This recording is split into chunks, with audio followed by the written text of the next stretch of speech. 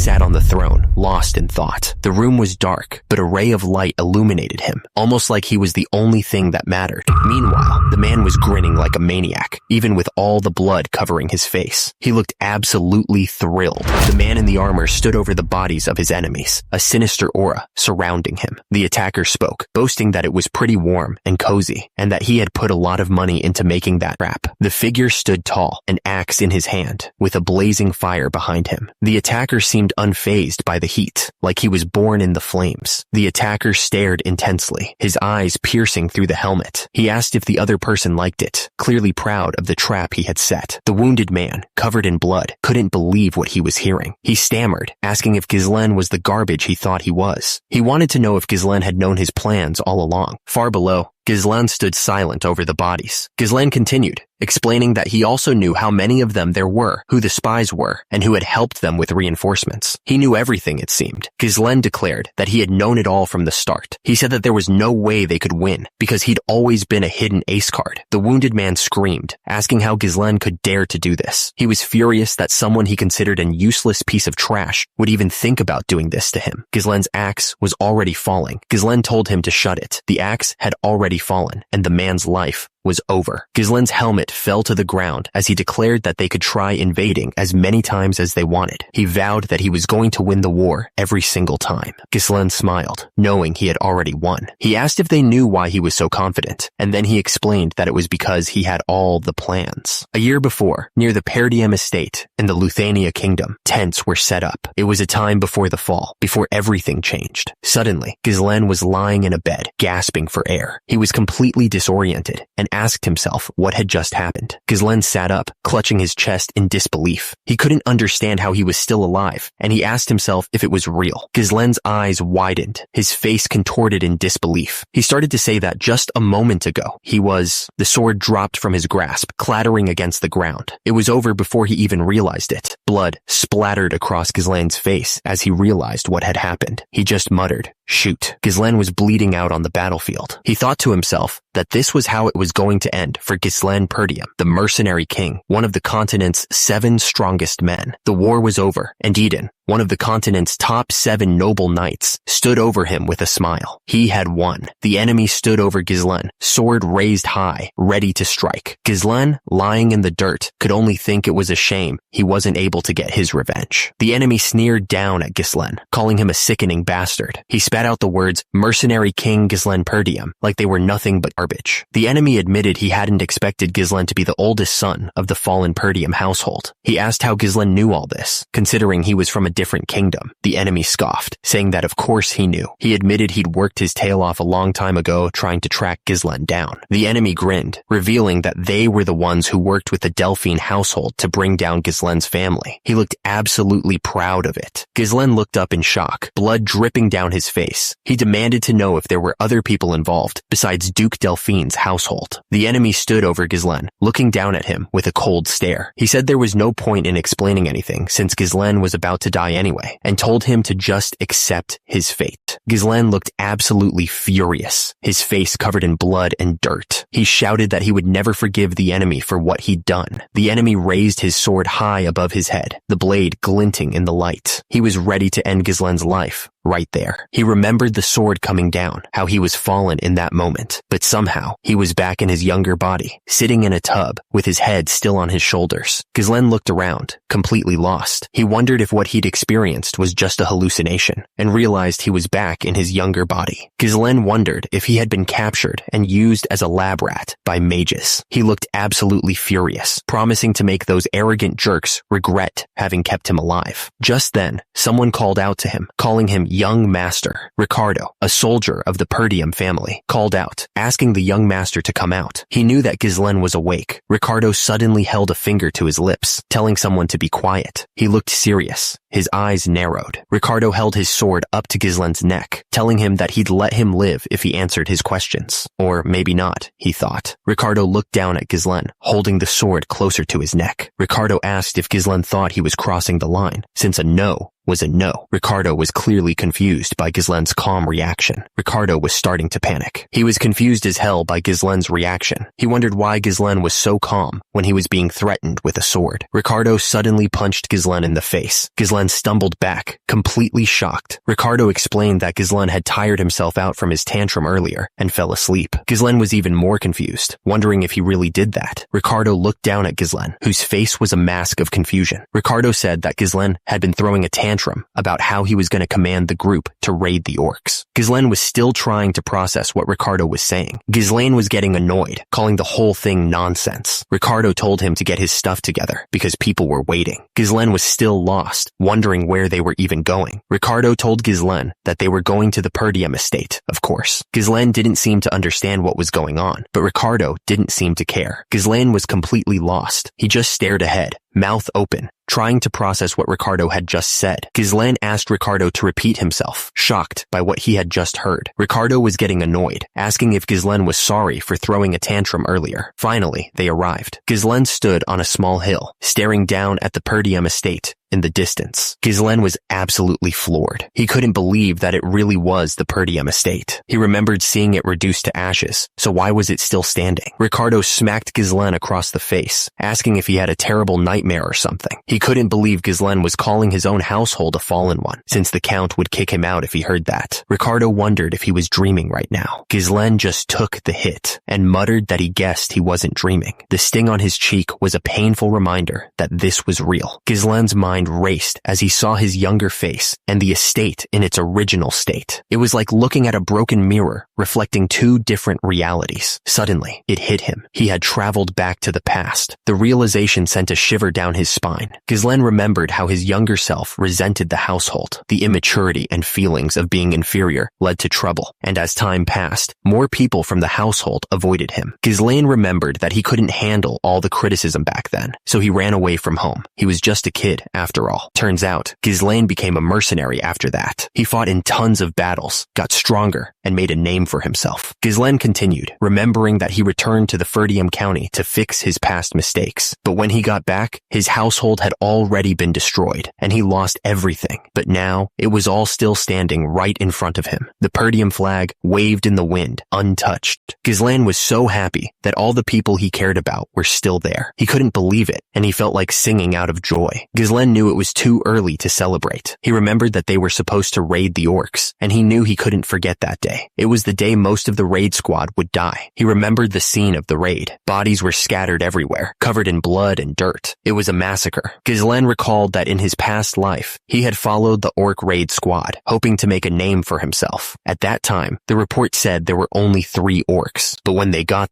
there were more than 20 orcs waiting for them. Almost everyone ended up dying because Ghislaine had been stubborn and wanted to command the squad. Ghislaine figured it should be doable enough, since those orcs didn't really have a strategy. The problem was whether these guys would trust him, since they all thought he was some useless scumbag. Ghislaine smirked, looking up at the scaffolding that had just been destroyed. He seemed almost happy about the destruction around him. The soldiers were caught completely off guard. They shouted that it was the orcs, their voices full of fear. The orcs were already upon them, axes raised and ready to strike. The soldiers screamed that the orcs were here, but it was too late. Ghislaine looked surprised, almost caught off guard. He wondered if the orcs had arrived this quickly in his past life as well. The orcs started tearing through the soldiers, leaving a trail of blood and bodies. It was a brutal scene, just like Ghislaine remembered. Raid Squad Commander Scovin shouted for everyone to get into formation. He ordered them not to panic and to get into a defense formation immediately. An orc swung its massive axe, taking out multiple soldiers with one swing. They didn't even have time to scream before they went flying. One of the soldiers realized they had let their guard down. He was pissed that they were getting ambushed when they weren't prepared at all. He shouted that there were way more orcs than they had been told, and at this rate, they were all gonna die. Another soldier screamed that there was an orc right behind Commander Scovin. The orc was already raising its weapon, ready to strike. The orc's axe smashed into the ground with incredible force, right where Scovin had been standing just a moment before. The ground cracked from the impact. The orc's axe was coming down fast, and Commander Scovin knew he couldn't dodge it. He braced himself for the hit, closing his eyes. Suddenly, Scovin heard a sound that made him open his eyes. At the same time, Ghislaine was moving at lightning speed, taking on the orc. Scovin couldn't believe what he was seeing and called out,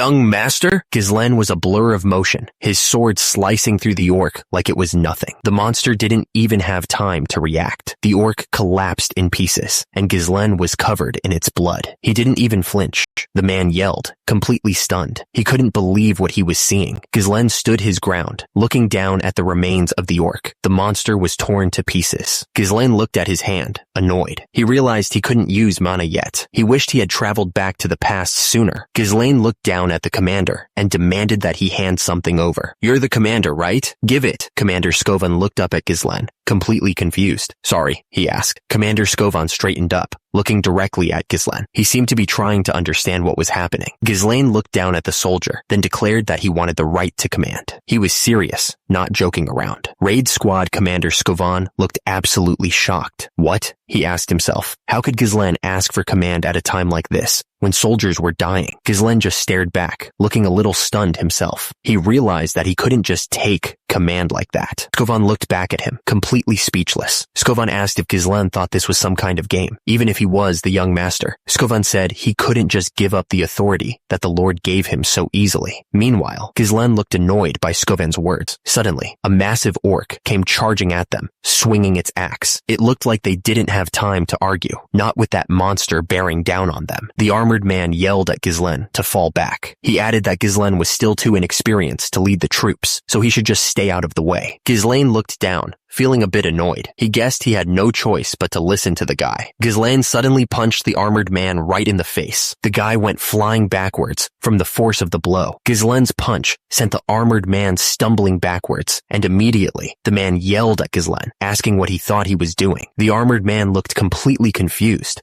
He didn't understand why Ghislaine would attack him like that. The sword pierced right through the orc's head, killing it instantly. The massive creature teetered for a moment, before finally collapsing. The orc's body crashed to the ground, a sign of victory in this battle, and immediately, the nearby soldiers stared in disbelief at the fallen monster. Ghislaine looked at Skovan, clearly thinking about something important. He asked Skovan if he knew what the most important thing in battle was. Ghislaine continued, explaining that there was no hope of winning a battle when the troops were filled with fear. The soldiers looked nervous, wondering what he was gonna do. Ghislaine's eyes flashed with determination as he spoke. He declared that they needed to gain momentum, a smirk playing on his lips. Ghislaine held up a hand, silencing the nervous soldiers. He needed them focused, not panicking. Ghislaine didn't wait for their fear to take root. He leaped over the heads of several orcs, getting the jump on them. He spun through the air, sword flashing. Orcs fell left and right, their blood splattering the ground. Ghislaine stared down at his sword, now dripping with orc blood. He yelled for the orcs to come at him. Ghislaine's eyes burned with rage as he scanned the remaining orcs. He promised he was going to kill every last one of them. Ghislaine was surrounded. He spun, his sword a blur, desperately trying to keep the orcs at bay. Each swing was a gamble, a desperate attempt to survive. He didn't let up. Ghislaine sashed at an orc, the blade tearing through its flesh. Blood splattered as the orc roared in pain, but there were so many more. One of the orcs watched the young master fight. He couldn't believe what he was seeing. He thought to himself, am I dreaming? Even as a mana user, it's hard for me to do anything. So how is that skinny young master doing all of this? Ghislaine was starting to feel it. Sweat poured down his face, and his muscles burned. He was getting tired. He was pushing himself to the limit. But Ghislaine wasn't just swinging wildly. He was using the smallest of moves to dodge attacks, and using his superior swordship to strike at their weak spots. Ghislaine had the skill of a manaless swordmaster. It was as if a red aura was starting to surround him. The orc looked surprised at Ghislaine's strength. Ghislaine shouted that he still wasn't warmed up, asking if that was all they had. Ghislaine taunted them, saying they weren't living up to their reputation as a warrior species. He then started running away, as all of them charged at him. The soldiers watched the young master run away, and one of them asked if he was really running. Another soldier shouted for the commander. The commander looked absolutely furious. He wondered what the hell Ghislaine was thinking. Ghislaine was running into the group of orcs and drawing their attention, which seemed like a good move, but running away now, and in that direction, it was the edge of a cliff. He was leading them straight to it. The commander's eyes went wide. Wait, a cliff? He finally understood what the young master was planning. The commander shouted, telling the troops to raise a shield wall. As he gave the order, the soldiers quickly formed ranks, raising their shields in unison. One of the soldiers shouted that they would follow the first son. They were ready to follow Ghislaine into whatever crazy plan he had.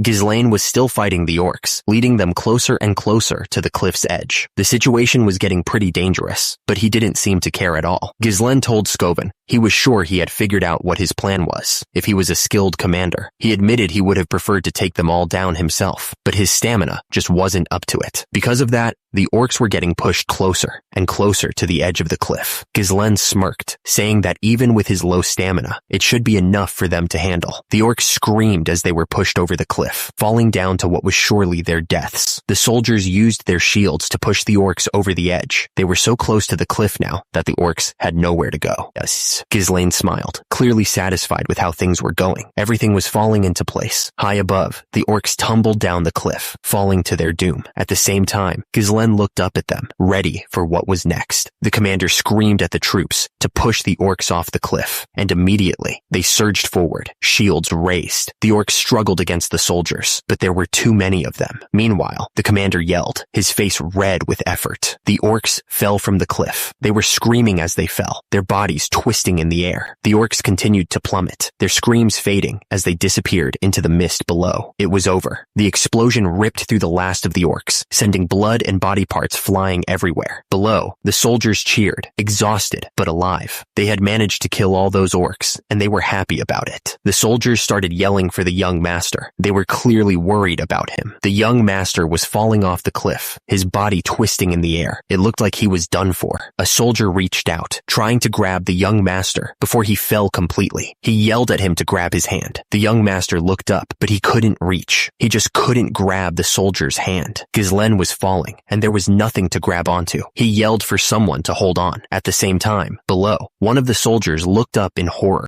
The soldiers all yelled out, calling for the young master. They were scared he was gonna die. A small voice called out, just barely audible. It was Elena. She was calling for Ghislaine, her voice full of worry. Ghislaine looked up, his eyes widening. He could have sworn he heard Elena's voice. Elena? He thought. The reflection of Elena appeared in broken shards. She asked if their mom was gone, thanking Ghislaine. Then she asked what was wrong with him these days, saying he was the worst. Ghislaine stood alone, lost in the darkness. He looked down at his open palm, his expression unreadable. Ghislaine muttered that these were his memories of Elena. At the same time, someone punched him in the face. Young Elena was reaching out and asked to go together. Tears streamed down her face. Ghislaine woke up with a start, sweat dripping down his forehead. He stared blankly at the ceiling, trying to make sense of what just happened. Ghislaine woke up in a bed, inside a familiar room. He was alive. It seemed like they had saved him. He sat up, rubbing his forehead. Was that all just a dream? His entire body ached. It had to be the consequence of pushing his body to the limit. Well, I guess it made it easier to know that he was still alive. Suddenly, a voice called out, "Master?" Belinda rushed into the room, looking relieved. Ghislaine looked at her, confused. "You're awake, Belinda." Belinda hugged Ghislaine tightly, asking if he knew how worried she was. She wondered if they should have let the soldiers handle the orcs. She was clearly relieved to see him alive. Belinda asked what he was doing and if she had done something wrong. Ghislaine told her no, he was just glad to see her, his personal tutor. Since he was little, she was the only one who continued to stay by his side, despite his idiotic antics. But after the family fell to ruins and she went missing, he was no longer able to see her again. He remembered her shoe being left behind. Ghislaine thought he never thought he'd get to see her like this again. He wondered why she was so happy when they saw each other every day. He needed to tell Belinda the truth. Ghislaine told Belinda to listen to him carefully, because a catastrophe would soon strike Ferdium. Belinda was confused and asked what he was saying. The truth was, Ghislaine told Belinda that he died and came back to life. Belinda didn't believe him for a second, joking that a cat almost killed him. Ghislaine was frustrated and tried to explain that he wasn't talking about that and that Ferdium was in grave danger. Belinda scolded Ghislaine, warning that if he kept making a scene like this, he'd end up in jail. He realized that she didn't believe him, so this wasn't going to work. Belinda asked him what he would have done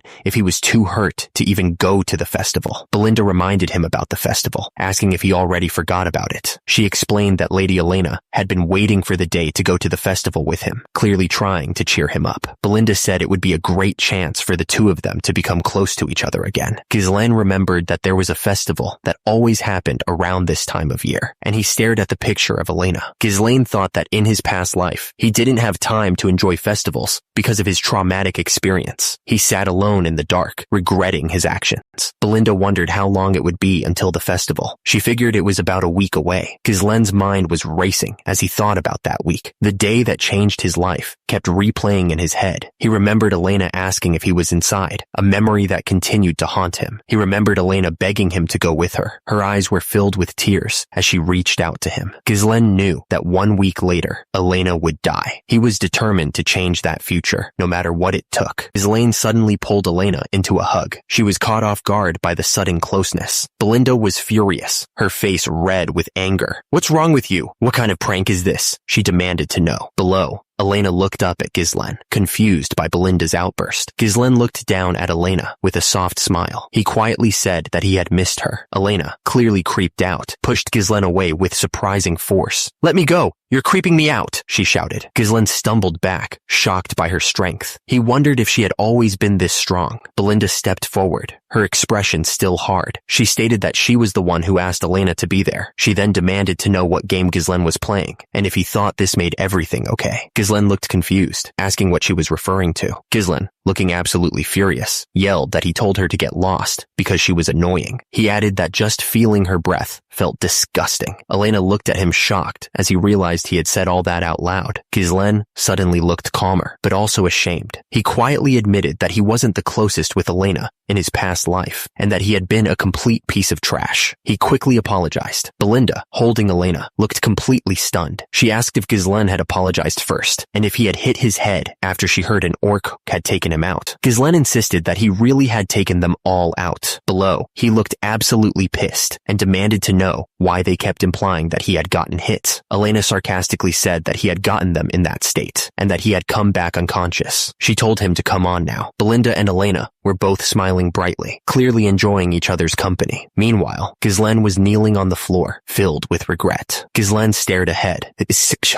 his expression hardening. He thought to himself that everyone was as he remembered them, and wondered why the past version of himself had wasted so much time on useless things. Ghislaine remembered the festival that was coming the next week. He recalled that he had rejected Elena's offer to go together, making up some excuse that the events from the raid squad had upset him. That was the last time Ghislaine had seen her. He remembered that Elena's body was later found shredded to pieces, along with her bodyguards. Below, the brutal scene of the massacre was still fresh in his mind. Ghislaine clenched his fist, his knuckles turning white. He thought he should have been with her, no matter what. Ghislaine was kneeling on the ground, looking up at them. He asked if they could head inside. 2 guards in full armor stood at attention. They announced that Miss Elena had arrived. These were her bodyguards, Jamal and Philip. Belinda asked Elena if something had happened to her that she had to wait outside. She apologized, explaining that the servants had asked Elena to oversee their work on the festival supplies. She wondered why they would ask Elena to do that. Below, Ghislaine looked up, confused and concerned. Belinda told Ghislaine that he wouldn't know anything anyway, because he always lazed around all day. She wondered why there was such a shortage of workers in Ferdium that even the young lady needed to work. She then said she was heading out, and that Ghislaine should take care of himself. She added that she didn't care about these things back then, so it was obvious that she didn't know. Meanwhile, Elena walked away with her bodyguards. Ghislaine stood up, looking determined. He offered to help as well. Elena looked up, clearly confused by his offer. Belinda wondered if Ghislaine had really gotten hit in the head. Why else would he volunteer to help? The market square was bustling with activity as people set up stalls and prepared for the festival. Servants hurried around, carrying supplies and decorations. Ghislaine shouted that he had offered to help and for them to get out of his way. He added that people would be too scared to work with them around and that they should stay out of trouble. Below, workers continued to set up for the festival, trying to ignore the commotion. Ghislaine realized that Elena's body would be found near the slums, far from the festival grounds. Someone must have killed her there or forcibly moved her there. Because of that, he knew he needed to learn the layout of the castle to prevent it. Ghislaine winced, holding his face. One of the servants looked at him, concerned, and exclaimed, "Ghislaine, my lord, that face." Old man Fergus seemed relieved to see Ghislaine. He was thankful that Ghislaine was well. He said that he had come as soon as he heard the news about the orcs, but that they could stop talking about it now. At the same time, Ghislaine leaned on him for support. Belinda said that it was great timing, and that old man Fergus should take Ghislaine back to his room, since he was acting weird after waking up. Old man Fergus agreed that he would. Ghislaine thought that this this damned hooligan image was getting in his way again. Ghislaine figured that it couldn't be helped. He'd get to know what was going on around the castle better in the following week. Ghislaine asked Old Man Fergus if there was an abandoned training field in the castle and told him to take him there. Old Man Fergus was confused and asked why. Ghislaine simply said that he wanted to train. Old Man Fergus seemed surprised by his request. Old Man Fergus agreed to take him there. He said that it was this way. Ghislaine's eyes widened as he took in the sight before him. He was clearly surprised by what he was seeing. Ghislaine looked around the training area, impressed. He said, "What? It's in a much better condition than I expected." Ghislaine thought that it was a perfectly suitable location to train at. He had never seen anything like this as a mercenary. Old Man Fergus replied that they kept it maintained in case he wished to use these facilities. Old Man Fergus looked at him with a small smile. He said that he was certain that what Ghislaine was going through was just a phase. Ghislaine stared at Old Man Fergus, lost in thought. He wondered if Old Man Fergus had also acted this way in his past life. Ghislaine looked down, lost in his thoughts. So that's what had happened, he thought to himself. Ghislaine said he needed to live a long life because dying really felt like trash. Old Man Fergus asked him to beg his pardon, since he was said to have already experienced life and death. Ghislaine smirked, replying that Old Man Fergus was sharp and that he actually did die and was resurrected. Old Man Fergus responded that he thought that was enough tomfoolery, my lord. Ghislaine told Old Man Fergus that he could head back and that he was going to start training. He added that he would be just outside. Ghislaine thought to himself that he had always treated everyone around him like they were his enemies, but he realized he was just short-sighted back then. He was starting to regret his actions. Ghislaine thought about the week ahead. Back then, it was revealed that the one behind Elena's death was a lord from a neighboring territory. The war had dragged Perdium to its end, a dark flag waving over the destruction. And the thing is, Elena's death was the starting point of it all. That meant he had to set things straight, starting now. Ghislaine looked absolutely determined. He needed to fix everything from here on out. First things first, Ghislaine needed to get himself into better shape. It sucked that he didn't have a lot of time, but he should at least be able to control mana. Mana was a supernatural resource that allowed humans to break through their limits. Most people said that noticing and taking in the mana was the hardest part, but he was able to do that, even on the chaotic battlefield. Ghislaine had to connect the mana particles floating in the air and bundle them up as if he was spinning a spool. He focused, trying to feel the energy flow. Ghislaine sat there, mana swirling around him. He figured that for someone like him, who'd been through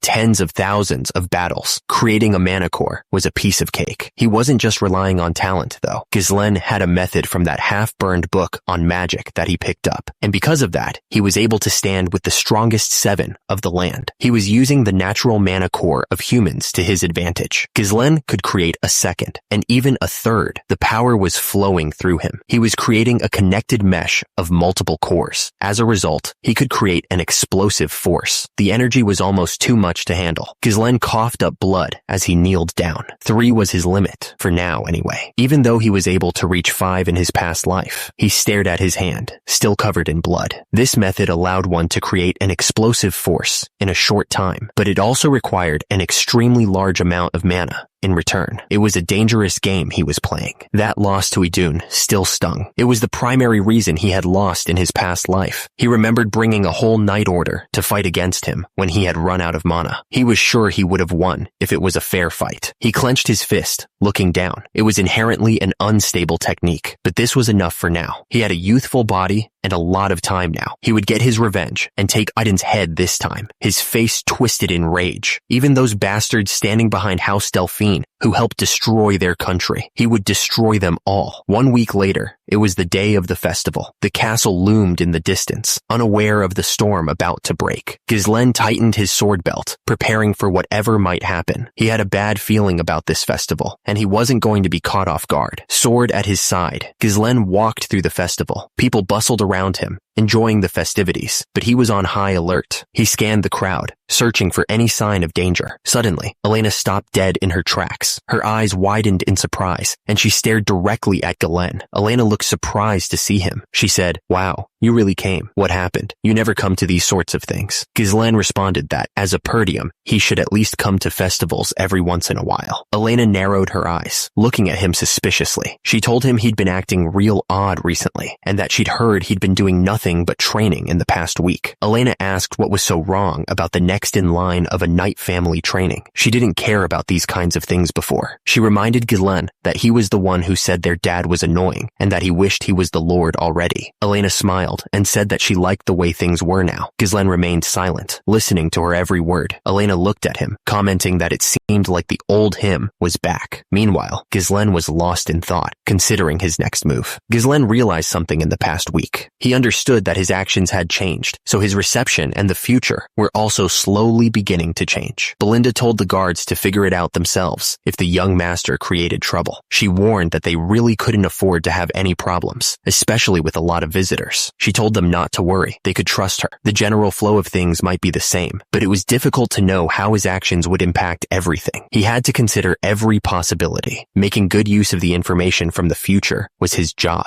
Ghislaine knew he needed to respond to each situation effectively. Ghislaine's preparations were complete. He felt a surge of confidence. Everything was ready, and immediately, Ghislaine grabbed Elena's hand, and they ran together through the town.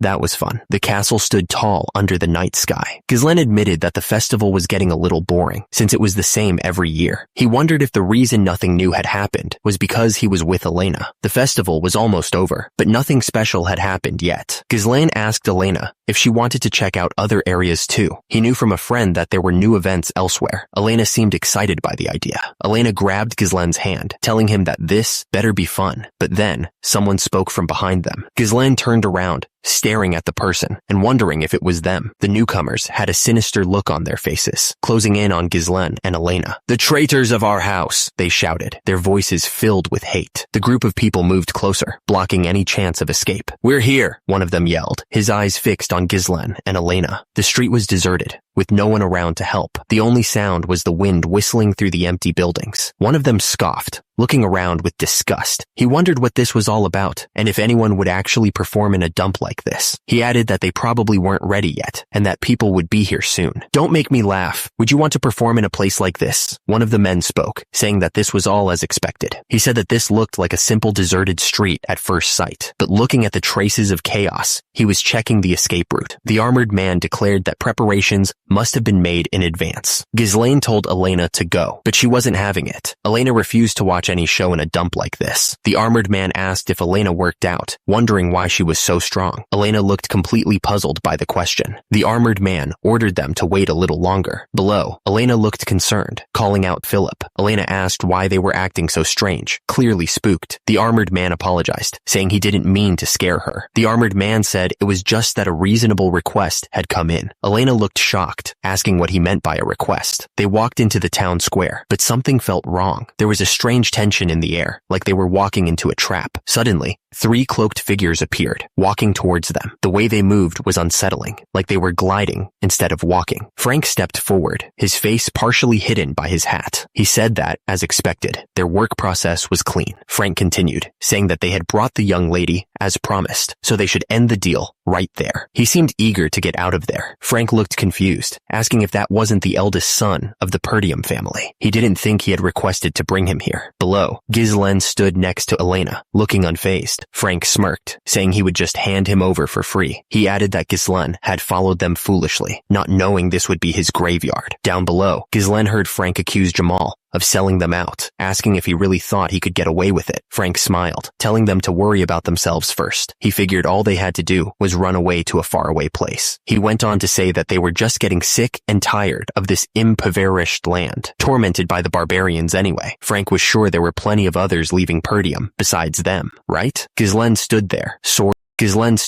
sword in hand. Frank looked shocked, unable to say anything. Elena watched as Ghislaine stood over Frank, who was now lying dead on the ground. Ghislaine declared that at least the others never sold them out. The attacker wondered how Jamal, that idiot, could lose to an amateur like that. Below, Jamal stared up in disbelief as a sword pierced right through his head. Jamal was stunned, unable to believe what was happening to him. It was impossible, he thought, as the sword went all the way through. Ghislaine stood next to Elena, looking down at Jamal Jamal's lifeless body. The rain started to fall, washing away the blood. The observers wondered if that was really the eldest son of Perdium. They thought he'd never had any real combat experience or fundamental training. Judging by his appearance, one of them thought he wasn't mistaken. Although they were taken off guard, Ghislaine instantly killed 2 knights. The observers realized that Ghislaine's attacks used mana. Ghislaine stood over Jamal's corpse, the sword still stuck in his head. Elena grabbed onto Ghislaine, clearly scared. She asked what the hell was going on. Ghislaine's face was blank, showing no emotion at all. He just stared ahead. Elena screamed, her voice full of terror. Ghislaine knocked Elena out cold, and immediately, a man thanked him for doing the work for them, calling him the eldest son of Perdium. Around the area, the knights lay dead on the ground. Meanwhile, the man with the pipe admitted that Ghislaine was much different than what he had heard. He wondered if he had been hiding his true skills. Ghislaine held his sword, the blade dripping with blood. He wondered aloud what it mattered to them. Below, he looked down at the men with a cold stare, muttering about the number of enemies. The man with the pipe stood with 2 other cloaked figures. He said that the 2 beside him were nothing, but the one in the middle had mana on a different level. Ghislaine knew he had to end this quickly. Meanwhile, below, he asked the group who had requested this hit. He figured there was no need for a dead man to know that. Ghislaine figured they wouldn't say it so easily. No matter, he thought. Ghislaine was sure that they would spill it soon enough anyway. The leader in the black cloak said that they shouldn't sever his head. Instead, they should capture him alive and break every limb in his body so that he couldn't help but go mad. The leader went on, saying that he had to writhe in pain for the shape to come out beautifully. He seemed to enjoy the thought. The leader's men shouted their agreement and charged forward. As a result, one of the attackers hit the eldest son of Perdium with a stick. The eldest son of Perdium realized it was a trap and shouted, "Firecracker!" He looked absolutely furious. The stick slammed into the eldest son of Perdium's face with full force. He was immediately swarmed by the attackers, who were all trying to take him down at once. The eldest son of Perdium deflected the blow with ease. He scoffed, saying it was a shallow trick. The eldest son of Perdium didn't give the attacker a chance to recover. He pressed forward, his sword a blur of motion as he aimed to end the fight quickly. The cloaked figure tried to block, but the eldest son of Perdium was too fast. His blade danced around the clumsy defense, searching for an opening. The eldest son of Perdium's sword found its mark, slicing through the air. Blood splattered as the cloaked figure stumbled backward, clutching at the wound. The eldest son of Perdium stared down at his fallen opponent. He looked absolutely furious. The eldest son of Perdium's attack crashed against the other man's defenses, sparks flying as their blades met. Below, the swords were locked in a stalemate, neither giving an inch. The attacker was clearly surprised that the eldest son of Perdium had managed to block his attack. He thought it was a perfect sneak attack too. The eldest son of Perdium didn't waste a second. He rushed forward, his swords aimed at the attacker. The eldest son of Perdium's swords moved faster than the eye could follow, each strike precise and deadly. As a result, the attacker was sent flying backward, blood splattering everywhere. The attacker's pipe went flying through the air, a clear sign of the force behind the eldest son of Perdium's blow. The eldest son of Perdium's sword came down with incredible force, ready to end the fight, but the attacker managed to block the strike at the last second, clearly surprised that he was still alive. The attacker was surprised he was still alive. If he hadn't been lacking in mana, he would have been beheaded just now. He wondered how the eldest son of Perdium had survived a strike to his neck. Had he focused his mana around his neck to reduce the damage? The attacker held his sword steady, ready for another strike. He had no clue how the eldest son of Perdium had learned such a strange swordsmanship at that age. The attacker grinned, revealing his scarred face. He declared that the eldest son of Perdium would die right there. The attacker was surrounded by a bright blue light, his mana flaring. He sneered, confident in his power. He told the eldest son of Perdium that there was no way he could beat him with such weak mana. The attacker's face was twisted with rage, his eye glowing with power. He was going to make sure the eldest son of Perdium died right there. The eldest son of Perdium grinned, holding his swords ready. He looked like he was actually enjoying himself. The attacker's eye widened, confused. He couldn't believe what he was seeing. The eldest son of Perdium was smiling. Before the attacker could react, the eldest son of Perdium moved like lightning. The attacker was cut across the chest, blood spraying everywhere. Ghislaine didn't give the attacker a chance to recover. He unleashed a flurry of attacks, each strike aimed to disable.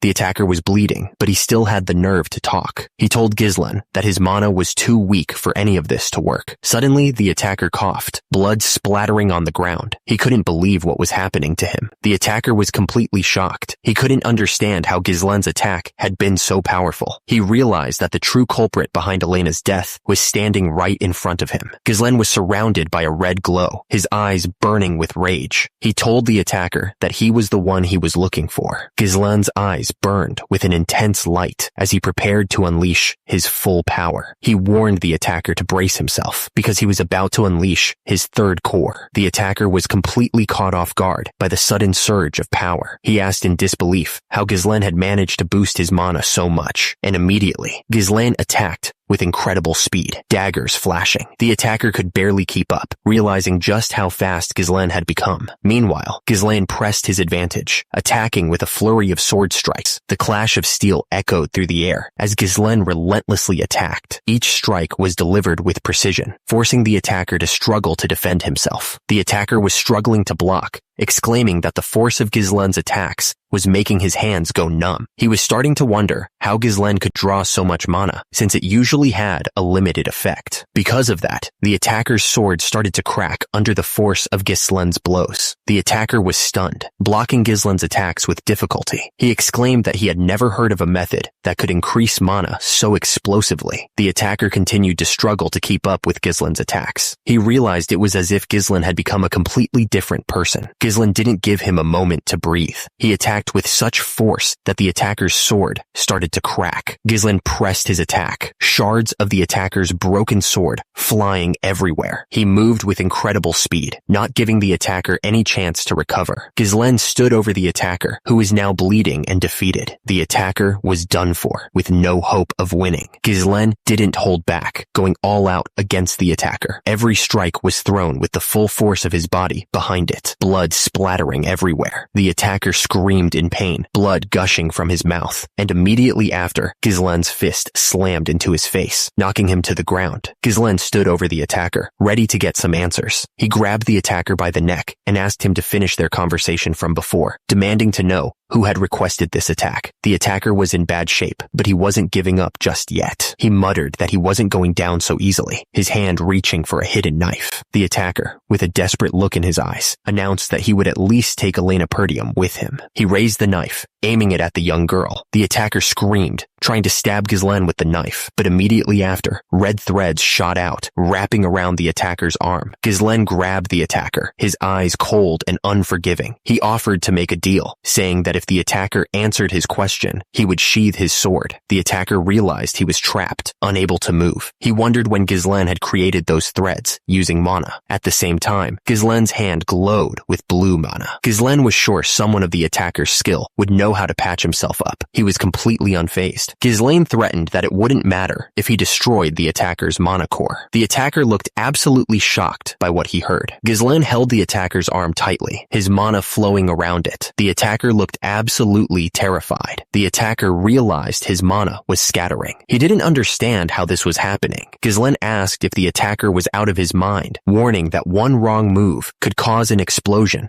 and blow everything away. He added that self-destruction was for the unskilled. Ghislaine replied that he could manage it. He looked completely calm, like there was nothing to worry about. The attacker realized Ghislaine wasn't bluffing. He was really going to do it. The attacker's eye reflected a terrible truth. He was about to die. He knew it was over. The attacker, on the verge of death, revealed everything. He blurted out that it was Count Desmond who had ordered the attack. He explained that Desmond needed a reason to start a war against the Perdium and Degard families. Ghislaine realized that it was Desmond. He thought to himself that in his previous life, this sort of dirty work was left to families allied with the ducal house. He wondered how Duke Delphine dared to orchestrate this nonsense behind the scenes. Ghislaine asked if that was why he wanted to kill Elena. The attacker, barely alive, could only nod in agreement. Ghislaine finished him The attacker, barely alive, could only nod in agreement. Ghislaine finished him off without hesitation. He looked down at the body, his eyes cold. The attacker coughed up blood, asking what Ghislaine was doing. He said this wasn't what he expected. He wondered if Ghislaine was scared, now that his own end was near. Ghislaine just stared down at him, a smirk playing on his lips. Ghislaine's eye twitched as he chuckled. The sound echoed in the air, a promise of pain to come. The attacker spat out that nothing would change, even if Ghislaine killed him. He claimed he'd already finished the work with with the Dagard. He asked if anyone would listen to a punk like Gislen, saying the Perdium would perish because of the war. Gislen stared back at him, his expression unreadable. Gislen raised his hand, ready to end the conversation. He had something to say. Gislen declared that he was reborn after dying, so things would be different this time. He looked absolutely sure of himself. The attacker screamed, his face contorted in fury as power surged around him. He looked like he was about to explode with energy, and immediately, a beam of pure energy shot straight up into the night sky. It ripped through the darkness, heading somewhere far above. The beam slammed into a building, sending chunks of stone flying everywhere. Gislen stood in front of the destruction, his eyes narrowed. The ground was littered with bodies, a grim reminder of the fight. Below, Gislen was panting heavily, his breath coming in ragged gasps. Gislen stood over Elena's body, his face stained with blood and sweat. He stared down at her, his expression unreadable as the night grew quiet. Gislen lay on the ground, struggling to catch his breath. Above him, his sword was stuck in the ground, covered in blood. Gislen's face was contorted in pain as he clenched his teeth. He was clearly not ready to give up. Gislen struggled to his feet, his body aching. He muttered that exploding 3 cores had been nothing back when he was the mercenary king. Gislen pushed himself up, his eyes burning with determination. He wouldn't fall here, not like this. Gislen glanced down at Elena's body, a sudden realization hitting him. He remembered that in his previous life, they had found another body, besides Elena, at this place. He recalled what the guy had said earlier. The leader in the black cloak turned away, his expression unreadable. Below him, the son of Dagard lay dead, covered in blood. The leader figured that the son of Dagard had been killed along with his escort knight, so that was how they silenced them and framed them as Elena's killers, huh? The leader realized that the moment this was revealed, the war would begin. He decided they needed to erase this evidence. The leader held a lighter in his hand, ready to burn everything. Gislen, carrying Elena, declared that he wouldn't let things happen as the leader intended. He had to protect Elena. Gislen ran as fast as he could, carrying Elena away from the chaos. The leader watched him go, his expression hidden by the shadows. The mission had been a total failure. The words hung in the air like a death sentence. The leader was absolutely furious. He shouted, asking how they couldn't even take care of just one girl when he sent guard knights and Frank, who was supposed to be the best they had. He wondered if they let their guard down because they thought it would be easy. The subordinate stammered, trying to explain that it was all because of Gislen Perdium. He looked terrified of the leader's reaction. The leader scoffed, asking if he was talking about Gislen, that useless trash from the north. He asked if the subordinate was seriously trying to use him as an excuse, since everyone knew Gislen was a useless piece of garbage. The subordinate insisted that Gislen was completely different from the information and rumors they had. He seemed genuinely shocked by this. Gislen moved with incredible speed, his blade a blur as he cut through his enemies. He was a whirlwind of destruction, each strike precise and deadly. In the end, blood splattered across the ground, a testament to his power. The leader's face was a mask of disbelief as he realized something was very wrong. It was as if Gislen was a completely different person, and immediately, Gislen walked forward, seemingly unaffected by the chaos around him. The subordinate pleaded, saying they had already taken care of things with dragons, so starting the territorial war wouldn't be an issue. He begged for one more chance, but the leader cut him off, shouting that he couldn't even find out enough information on one kid. He asked if the subordinate realized how much of a setback this had caused, and how he dared ask for another chance after failing such an easy mission. The leader, his face twisted with rage, ordered the men to eliminate Gislen, and immediately, a cloaked figure knelt before him, ready to carry out the command. All this drama? Gislen thought it was too noisy. The leader paused for a moment, considering the situation. He slowly agreed, simply saying, yes. The leader stared down at the subordinate, his eyes burning with intensity. He demanded to know what kind of chance the guy wanted. The subordinate, desperate to redeem himself, shouted that he would get rid of Gislen Perdium, and immediately, he explained that he would make a duel happen naturally.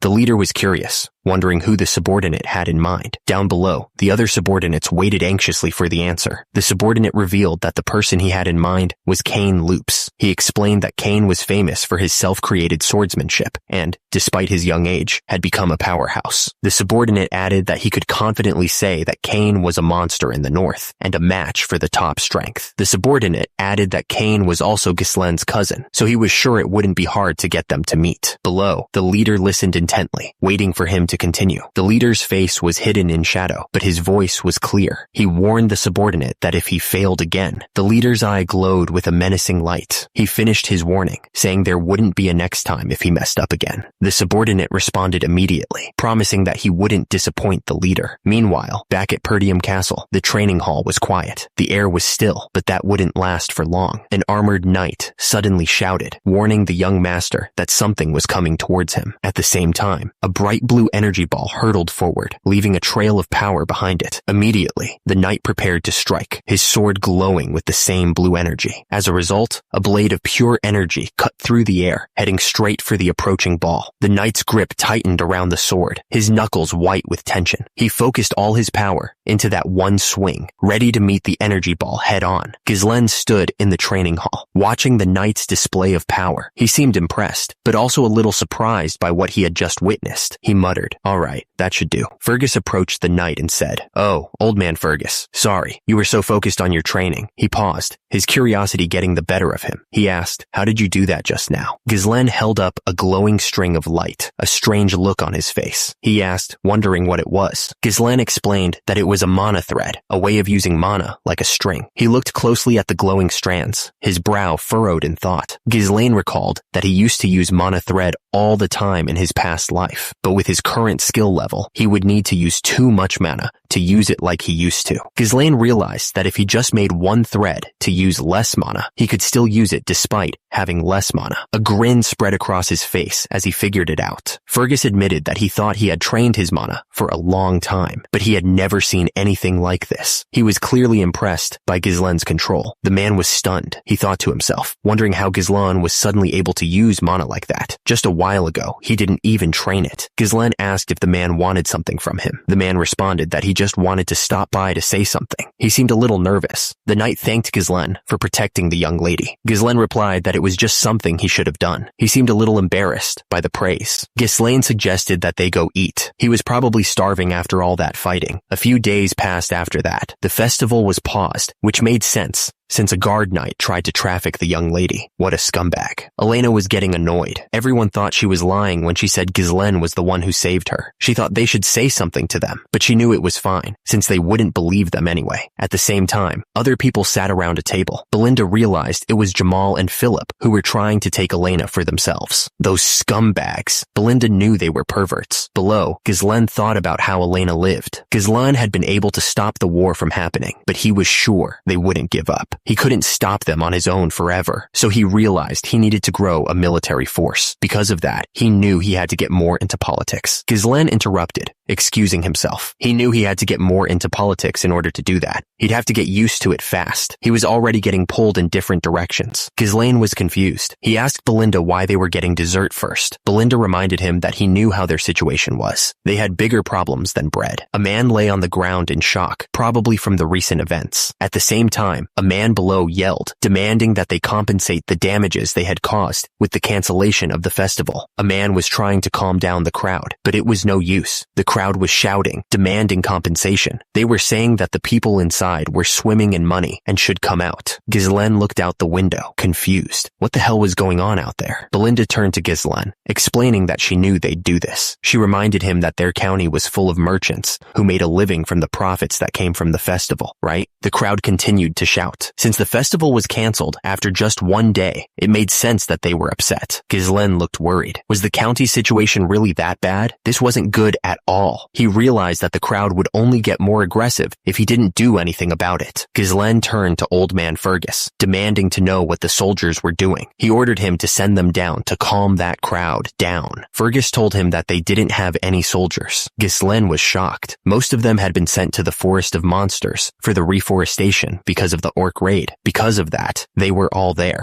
Perdium was basically eternally at war because of the barbarians to the north. And on the other side, there was the Forest of Monsters from where monsters could come from at any moment. No money, no soldiers. What a mess, he thought. Ghislaine called out to Belinda, telling her that they needed to talk. He reminded her that she was the one that managed his money, right? He wanted to use that to calm down those merchants. Belinda looked right at him and said that there wasn't any money left. She didn't even try to soften the blow. Ghislaine asked her why not. Belinda reminded him that he'd been spending money like water, and the account was cut off. Ghislaine's eyes widened. He didn't have any money at all? He was broke? Ghislaine asked Belinda to lend him some money, but she just chuckled and said she didn't have any either. He should have seen that coming. Damn it, he thought. No money, no soldiers. What the hell did they have to work with? He sat by the window, looking out over the city, trying to figure out a solution. Without even a little bit of money, there was nothing he could do, even if he knew what was going to happen in the future. Ghislaine knew he was going to need money first. Someone came running, shouting about whether there wasn't something on the estate that could be sold, and immediately after, the door slammed open as Ricardo burst in, looking panicked. He was yelling for the young master. Ghislaine looked up, surprised. He asked Ricardo what was going on and why he was in such a hurry. It was rare to see him this worked up. Ricardo stammered, saying there was a problem. He announced that young Master Kane wanted to see Ghislaine. Ghislaine looked confused, repeating the name Kane to himself. Nearby, someone was getting beat up pretty badly. The guy's face was covered in blood, and he looked like he was about to pass out. The attacker's fist was covered in blood as he prepared to deliver the final blow. The impact would be devastating. The attacker's fist was covered in blood. He was clearly enjoying beating the crap out of this guy. The guy on the ground was barely conscious, just barely clinging to life. And immediately after, Ghislaine appeared in the doorway, looking down at the scene. The injured man on the ground managed to stammer out, "Young master?" Ghislaine's expression hardened as he took in the brutal scene. A voice cut through the air, cold and confident. Kane Loops had arrived, and he announced, "There you are." Kane Loops towered over Ghislaine, casting a long shadow. The air crackled with tension, and Ghislaine knew this wasn't going to be a friendly chat. Kane Loops stared down at Ghislaine with a smirk. He greeted him casually, saying, "Hey, Ghislaine." Ghislaine stared at Kane Loops and realized he knew that face. He thought to himself, turns out it was Kane Logis, the heir of the Logis County. They had an alliance with his family. Ghislaine thought back to his relationship with Kane. He had been his only friend at one time, and also his greatest enemy. The air was thick with tension as Ghislaine looked at Kane. He couldn't shake the feeling that something bad was about to happen. Ghislaine turned to Ricardo, asking what was going on. Ricardo stammered,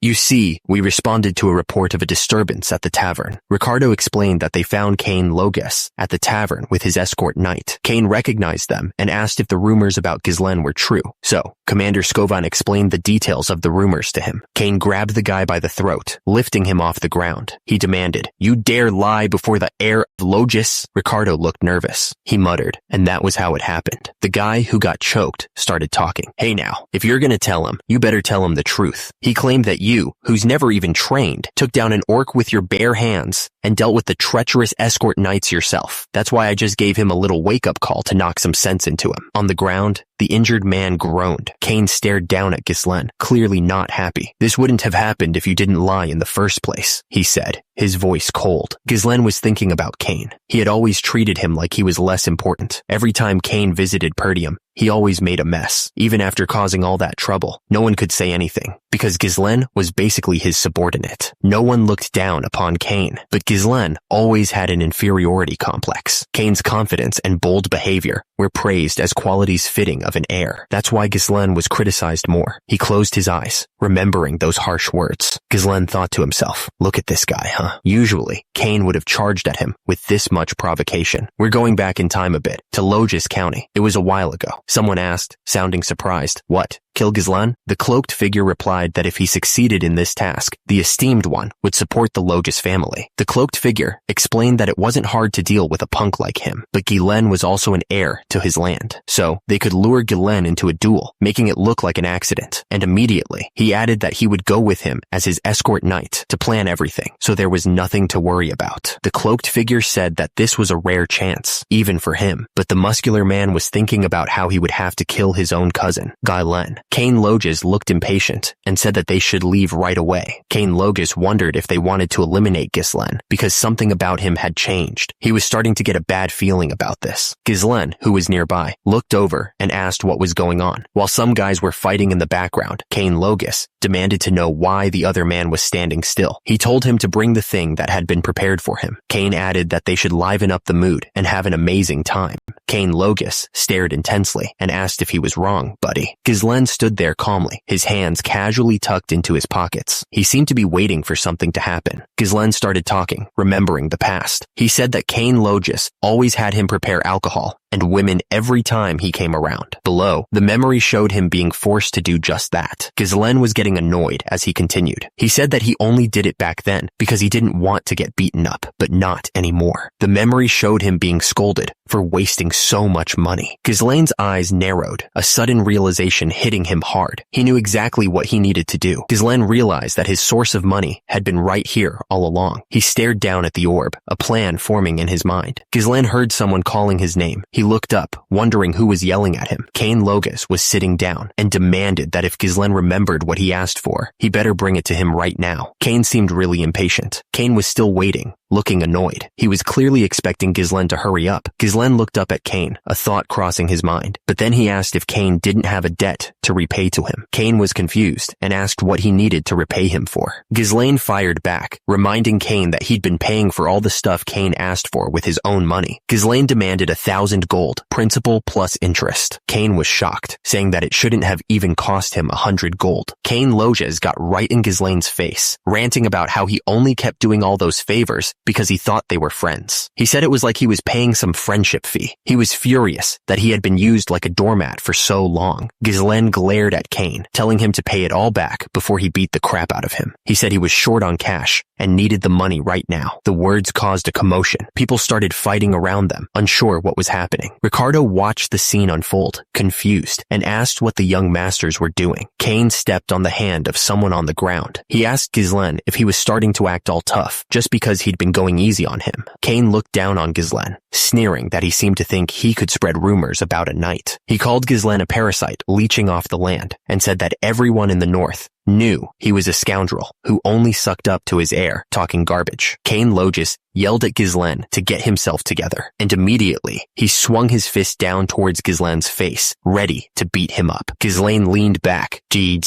dodging Cain's punch at the last second. He watched Cain carefully, trying to figure out what he was going to do next. Cain screamed that Ghislaine was a little before throwing another punch, but Ghislaine blocked the attack with his arm, stopping Cain from hitting him. Ghislaine didn't waste any time and punched Cain right in the face. The force of the hit made Cain's head snap back. Cain's eyes widened in shock as he got punched. He didn't expect that at all. The punch connected with Cain's face, and you could practically feel the force behind it. At the bottom, Ghislaine stood there, staring back with cold eyes. Cain was sent flying, crashing onto the ground with a thud. At the same time, one of Cain's men rushed over, yelling to see if the young master was okay. Ghislaine towered over Cain, telling him to get up and stop whining. He knew Cain had blocked the hit, so he wasn't buying the act. One of Cain's men shouted at Ghislaine to stand back, asking what he thought he was doing. Meanwhile, the other guys there were just as shocked, wondering if Ghislaine had really just beaten up Cain. Cain smirked, his eyes narrowing. So, that's how Ghislaine wanted to play things, huh? The speaker smirked, asking Ghislaine how he liked his acting. Ghislaine just looked at him, waiting for the next move. The speaker grinned, saying it was excellent. He had set the stage perfectly to make it appear that the fault lay with Ghislaine in everyone's eyes. This should be more than enough to justify a duel. Of course, it was a rare opportunity to gain such powerful backing, and he had to make sure to leave a lasting impression this time. At the top, the scene showed two men talking about how if he succeeded in this task, the esteemed one would support the Logis family. Meanwhile, the speaker clenched his fist, thinking this was the perfect time to cut off Perdium, a falling power. Cain shouted, asking how Ghislaine dared to attack him simply for trying to verify the truth, after tarnishing the dignity of nobility with lies. And immediately after, the view shifted to Ghislaine on the ground. Ghislaine looked down at Cain, who was still on the ground, and accepted the challenge. He challenged Cain Logis to a duel. Cain Logis accused Ghislaine of insulting him, the heir, in front of the people of Perdium, and he was also furious about the assault on his knight, saying that Ghislaine had tarnished the dignity of nobility. Meanwhile, his knight was still on the ground, clearly in bad shape.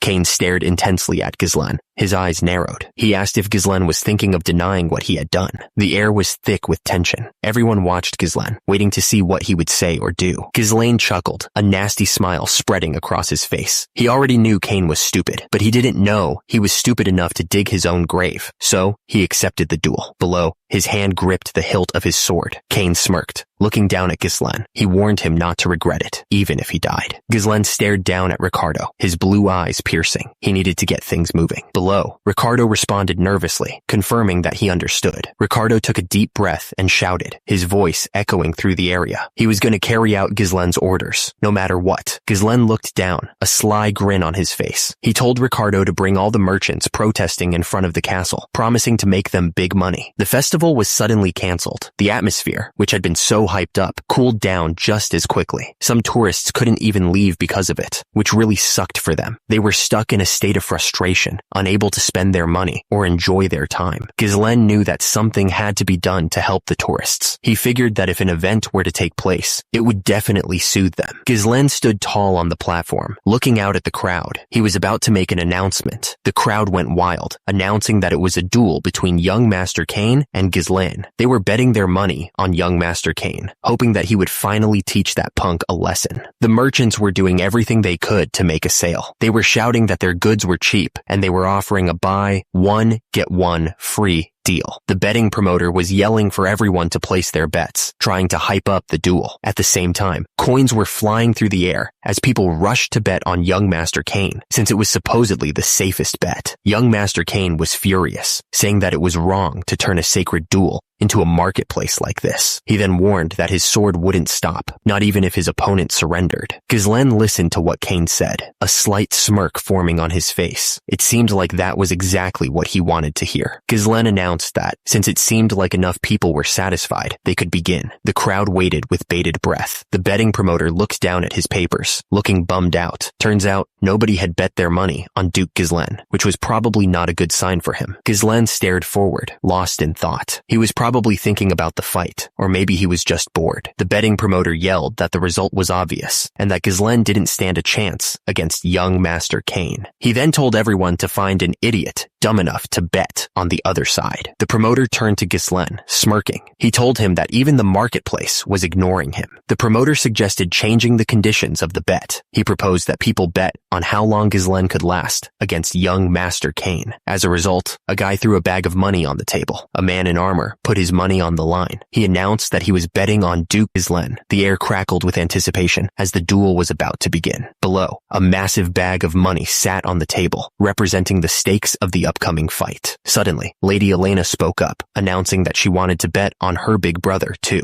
Beside her, Belinda watched with a small smile. Ghislaine looked shocked, clearly surprised that Lady Elena was getting involved. Below, one of the men looked back at her, equally surprised. Lady Elena declared that the money should be enough. She reminded them that she had advised against this whole thing. Young Master Cain, at the bottom, looked annoyed that he had to wait. Young Master Cain told Ghislaine to get ready. He said that since he was older, it'd be strange for him to make the first move. Ghislaine just stared back, holding his sword. Ghislaine gripped his sword tightly. He was ready to face whatever came next. Ghislaine raised his sword high, ready to strike. He was focused on his opponent. Ghislaine stared down at Cain. His eyes narrowed. At the same time, Cain glared back, equally intense. Ghislaine held his sword steady, ready to fight. He told Cain that it was too late for him to act like the older one now. Cain charged forward with incredible speed. The force of his movement stirred up the air around him. Ghislaine swung his sword down with incredible force. Cain struggled to defend himself, barely managing to block the blow. Cain's eyes showed pure fear. He knew he was in trouble. Ghislaine stared down at Cain, his face twisted in anger. He told Cain that he had already stooped too low to save face now. Meanwhile, Cain struggled to block Ghislaine's relentless attacks. Ghislaine didn't let up, swinging his sword again and again. Cain barely managed to keep up, blocking each strike with a desperate parry. Ghislaine's sword moved like lightning, each strike carrying immense power. Cain was pushed back further and further, struggling to stay on his feet. The crowd was going wild, cheering for young Master Cain. They were sure that Ghislaine wouldn't even be able to land a single hit. Cain was smirking, clearly enjoying the attention. A man asked Lady Elena what they should do. saying they had to stop the duel right away. But Elena said it was too late. Anyone who dared cross swords with Cain was already trapped. Cain was moving fast, forcing Ghislaine to block each strike. At the same time, someone explained that Cain's opponents were always overwhelmed by his power. They would use all their energy just trying to dodge. The exhausted opponent, after dodging for a while, would eventually leave an opening, and as a result, they would meet their end, beaten on the ground. Cain was still smiling, confident as ever. He told Ghislaine that his skills had actually improved from before. Ghislaine readied his sword, realizing that Cain's movements actually made sense. He was starting to understand Cain's strategy. Cain attacked, taunting Ghislaine, telling him that he was always good at running away, even back in the old days. He seemed to be enjoying himself a lot. Ghislaine was sent flying into the air from the force of the blow. He had no chance to defend himself. At the same time, a man in the crowd shouted, "Young master!" But from below, Cain declared it was over for Ghislaine. He was sure of his victory. Cain brought his foot down, shouting that Ghislaine would die right there. The ground cracked from the force of the impact, and Ghislaine's face was filled with pain. Ghislaine looked down at Cain, ready to strike. He thought that he wanted to go easy on him. Ghislaine came down on Cain with his sword. He shouted that Cain had crossed the line. Ghislaine landed on his feet, his eyes narrowed in determination. He was ready to continue the fight. Ghislaine had recovered, using mana to steady himself. Below, a man in the crowd looked on in disbelief. He wondered if Ghislaine had really managed to return to a stable state by condensing mana into his legs.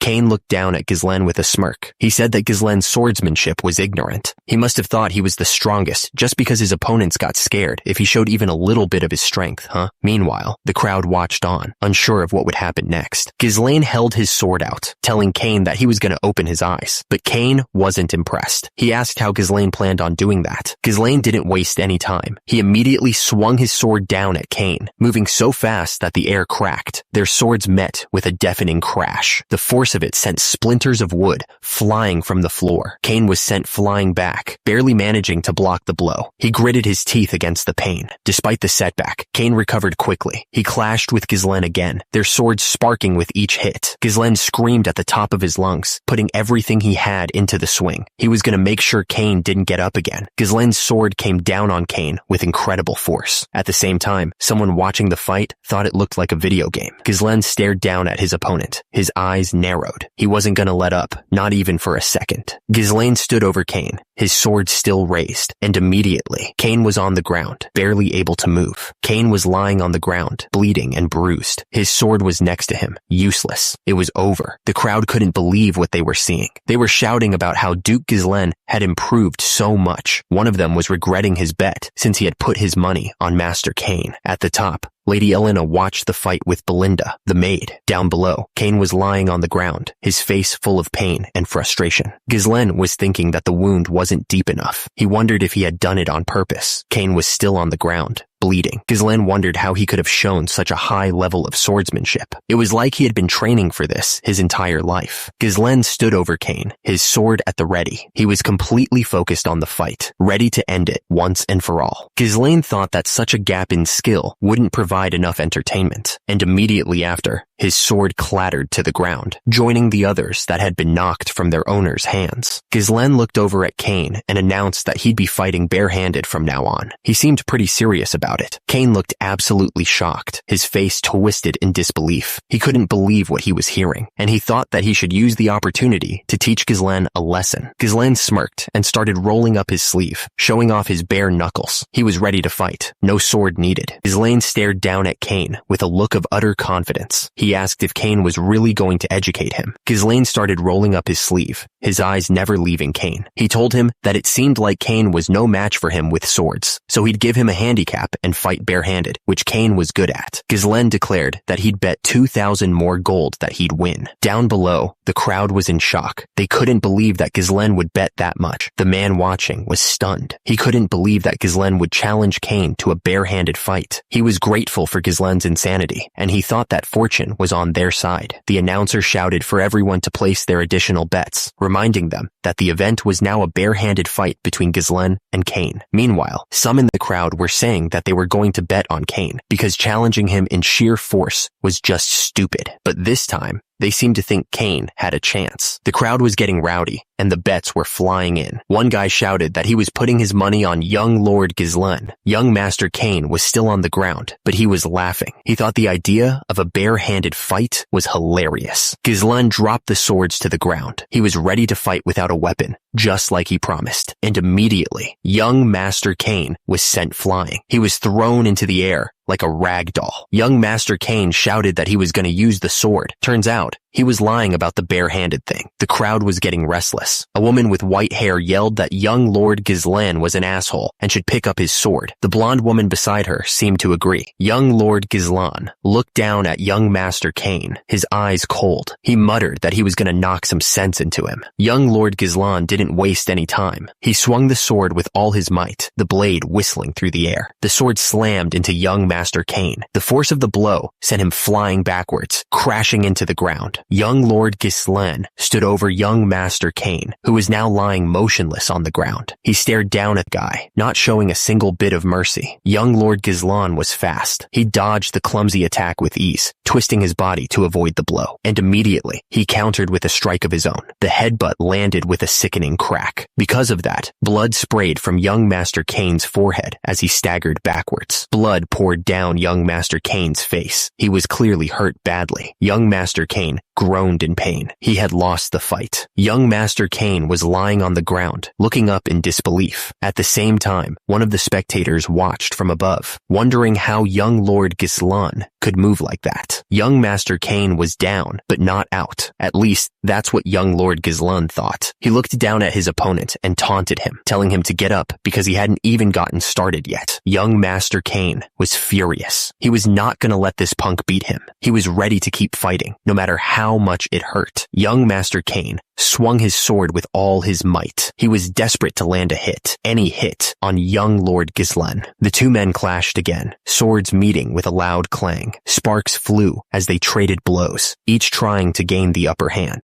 Young Lord Gizlen fought with a renewed vigor, pushing young Master Kane back. He told him that he couldn't even look him in the eyes until now, and that he used to bow down whenever he showed up. As a result, young Master Kane was knocked to the ground again, defeated. Young Lord Gizlen didn't hold back. He swung his sword down with all his force, ready to end this fight once and for all. The blow was aimed straight at young Master Kane, and there was no way he could dodge it. Young Master Kane was lying on the ground, defeated and covered in blood, but he wasn't giving up just yet. He spat out blood and said that he had to kill young Lord Gizlan to secure their Logs family's future. The force of the blows kept hitting young Master Kane over and over. Each strike was like a hammer, crushing him further into the ground. He couldn't even move, much less defend himself. Young Master Kane was a mess. Blood was everywhere, and he was barely conscious. He was just lying there, taking it. It was a brutal end to what was supposed to be a fair fight. Young Master Kane was barely alive. He looked up at young Lord Gizlan with a mix of confusion and pain. He managed to croak out one last word. Why? Young Master Kane was getting pummeled. Each strike was worse than the last, and he could barely see straight. Young Master Kane was still being hit. He was a brutal mess. At the same time, young Lord Gizlan was remembering something. He thought that he pitied Kane's father, Count Loges. Count Loges had helped Perdium until it was almost destroyed, just because he was friends with Gizlen's father. Young Lord Gizlan thought that Kane's father was a good man. However, his son had a different plan in his head. Meanwhile, young Master Kane was still taking a beating. Young Lord Gizlan remembered a few years before. He remembered when Kane was sending more support to Perdium. Young Lord Gizlan remembered someone saying that even if they were friends with Count Perdium, they were having a hard time themselves. Why would they continue to invest in a land that was dying? It was like pouring water into a cracked bucket. It hadn't even been a week since his return, but he was already going back to help Perdium? Young Master Kane begged his father, Count Loges, not to go. He was desperate to get him to listen. Count Loges just looked down at his son, not responding. Count Loges' son, young Master Kane, asked why he insisted on helping Perdium when everyone was trying to stop him. He couldn't understand why his father was so stubborn. Meanwhile, young Master Kane was still lying on the ground, beaten. Young Master Kane's face was a mess. Blood dripped from his nose and mouth, and his eyes were swollen shut. Young Lord Gizlan struck down on young Master Kane. He made sure to hit him hard. There was no other reason for Count Loges to help Perdium, he thought. Young Lord Gizlan stood over young Master Kane, who was lying on the ground, completely defeated. He said that this should have taught him enough. Young Master Kane's face was a mess. He could barely see, and and his head was spinning. Young Lord Gizlan reached down, offering a hand to young Master Kane. He told him to get up. Young Lord Gizlan's hand hovered there, waiting, but young Master Kane refused to take it, his face a mask of pain and shame. Young Master Kane finally spoke, his voice hoarse. He admitted his defeat to young Lord Gizlan. The crowd was stunned into silence by the outcome of the duel. At the same time, hidden in the shadows, a masked man watched with narrowed eyes. The crowd erupted in cheers, celebrating young Lord Gizlan's win. People were shouting about winning their bets, while others were in disbelief. The blonde little girl jumped for joy, happy that her big bro had won the duel.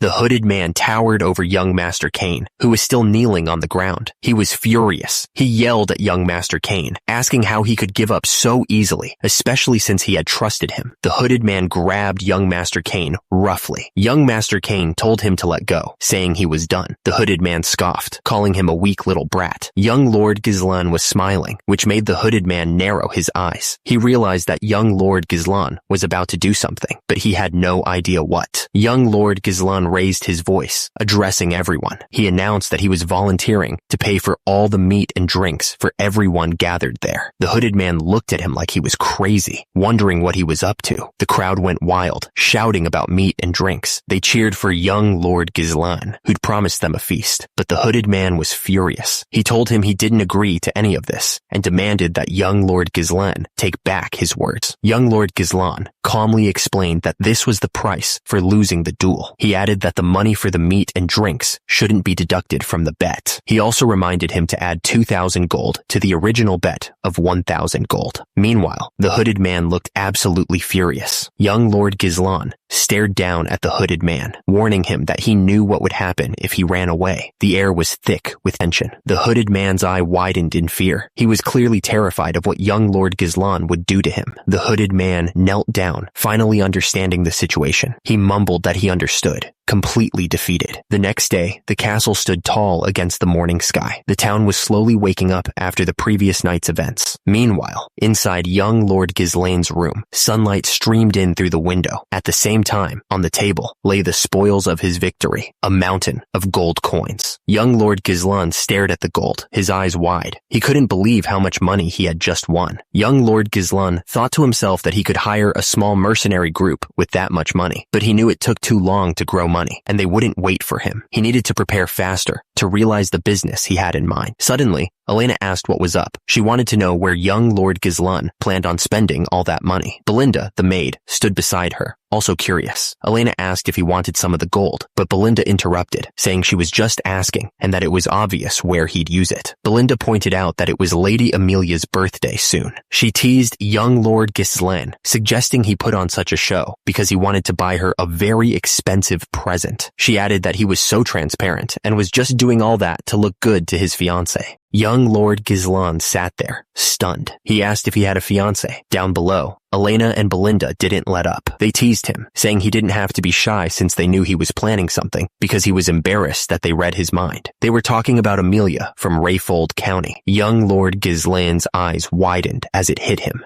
He finally understood. Suddenly, a dark image flashed in his mind. That woman, Amelia Rayfold. He remembered Amelia Rayfold as a noble among nobles, known for her kind nature and actions towards everyone, regardless of status. She had gained the deep support of the people in her territory. However, he also knew she would later incite rebellion and become known as the Witch of the North. Young Lord Gizlan's face twisted in fury. She had joined hands with the Delphine Duchy to drive the final nail into Peridium's downfall. A traitor, Belinda asked when her father would be returning, wondering if it would be soon. But Gizlan was already thinking ahead. A week, huh? That should be enough time, he figured. Gizlan suddenly announced that he would be visiting Rayfold County. Belinda was taken by surprise and asked why, since it wasn't even Amelia's birthday yet. Gizlan stated plainly that he was going to get money from them. It was all about the gold. She stared down at the shoes, carefully considering which ones to wear. It was an important decision. Belinda stared intently and told them to wear those shoes. She didn't take her eyes off them. The barefoot child looked up at her, tears in their eyes. "Lady Amelia," they stammered out. Amelia's expression hardened with resolve. She declared that if anyone had to walk around barefoot on her land, it should be her. Amelia ordered her guards to provide food and shelter for them right away. And right away, the people began hauling supplies, moving with a new sense of purpose. Amelia walked forward, her guards flanking her. All around, people kept thanking her, their voices filled with genuine emotion. Rayfold County, Amelia's garden. It was a place of peace. Amelia sat there with a man, the chaos of the outside world fading away. Burnoff was carefully cleaning Amelia's feet. He mentioned that his father had always demanded everyone in his territory obey him without question. Amelia gently petted the cat, its purrs filling the air. Burnoff continued, saying that people would always follow the one who took care of them, keeping them safe and happy. With this, she'd won their hearts. Amelia's face was serious, her expression unreadable, and right away, Burnoff was sent flying by a kick. Amelia looked at Burnoff with curiosity. She asked him what exactly had happened during his duel against the finest sword of the North. Burnoff apologized, explaining that he had avoided winning the duel to prevent unwanted attention. He added that if he were to stand victorious, people might start paying attention to Amelia. It wasn't yet the time to reveal her claws. Burnoff held Amelia's foot, bringing it close to his face. He said that his blade was hers, adding that he had invested so much to raise her. Amelia grabbed Burnoff's face, her fingers digging into his skin. She warned him that he wasn't allowed to be weak. The man asked about how things were going with the merchants. He explained that if she was talking about the Arctium Merchants Guild, there was no need to worry, because all the materials used for the reconstruction of the Perdium Defense Outpost were being purchased through their merchant guild. Basically, they were recouping all the surplus funds that Count Rayfold sent to Perdium each year. The man continued, saying that they were also recruiting all the soldiers and knights leaving Perdium. He added that many of them were well trained from battles against the barbarian tribes, making them excellent quality. Amelia said that was good, repeating that they needed to maintain the appearance of an ordinary merchant guild and be thorough. She warned that they couldn't let their true identity be exposed until they had fully built up their strength. Before excusing herself, a guard was blocking the stairs, but another man insisted on passing. He explained that the lady was resting and demanded to know who had allowed him to enter. The other guard replied that he had just gotten word from the gate that young Lord Ghislaine Perdium had arrived for a visit. Amelia's face twisted in anger when she heard the news. She wondered what that punk wanted. The guard looked up, stammering, clearly nervous about her reaction. The guard quickly added that Ghislaine claimed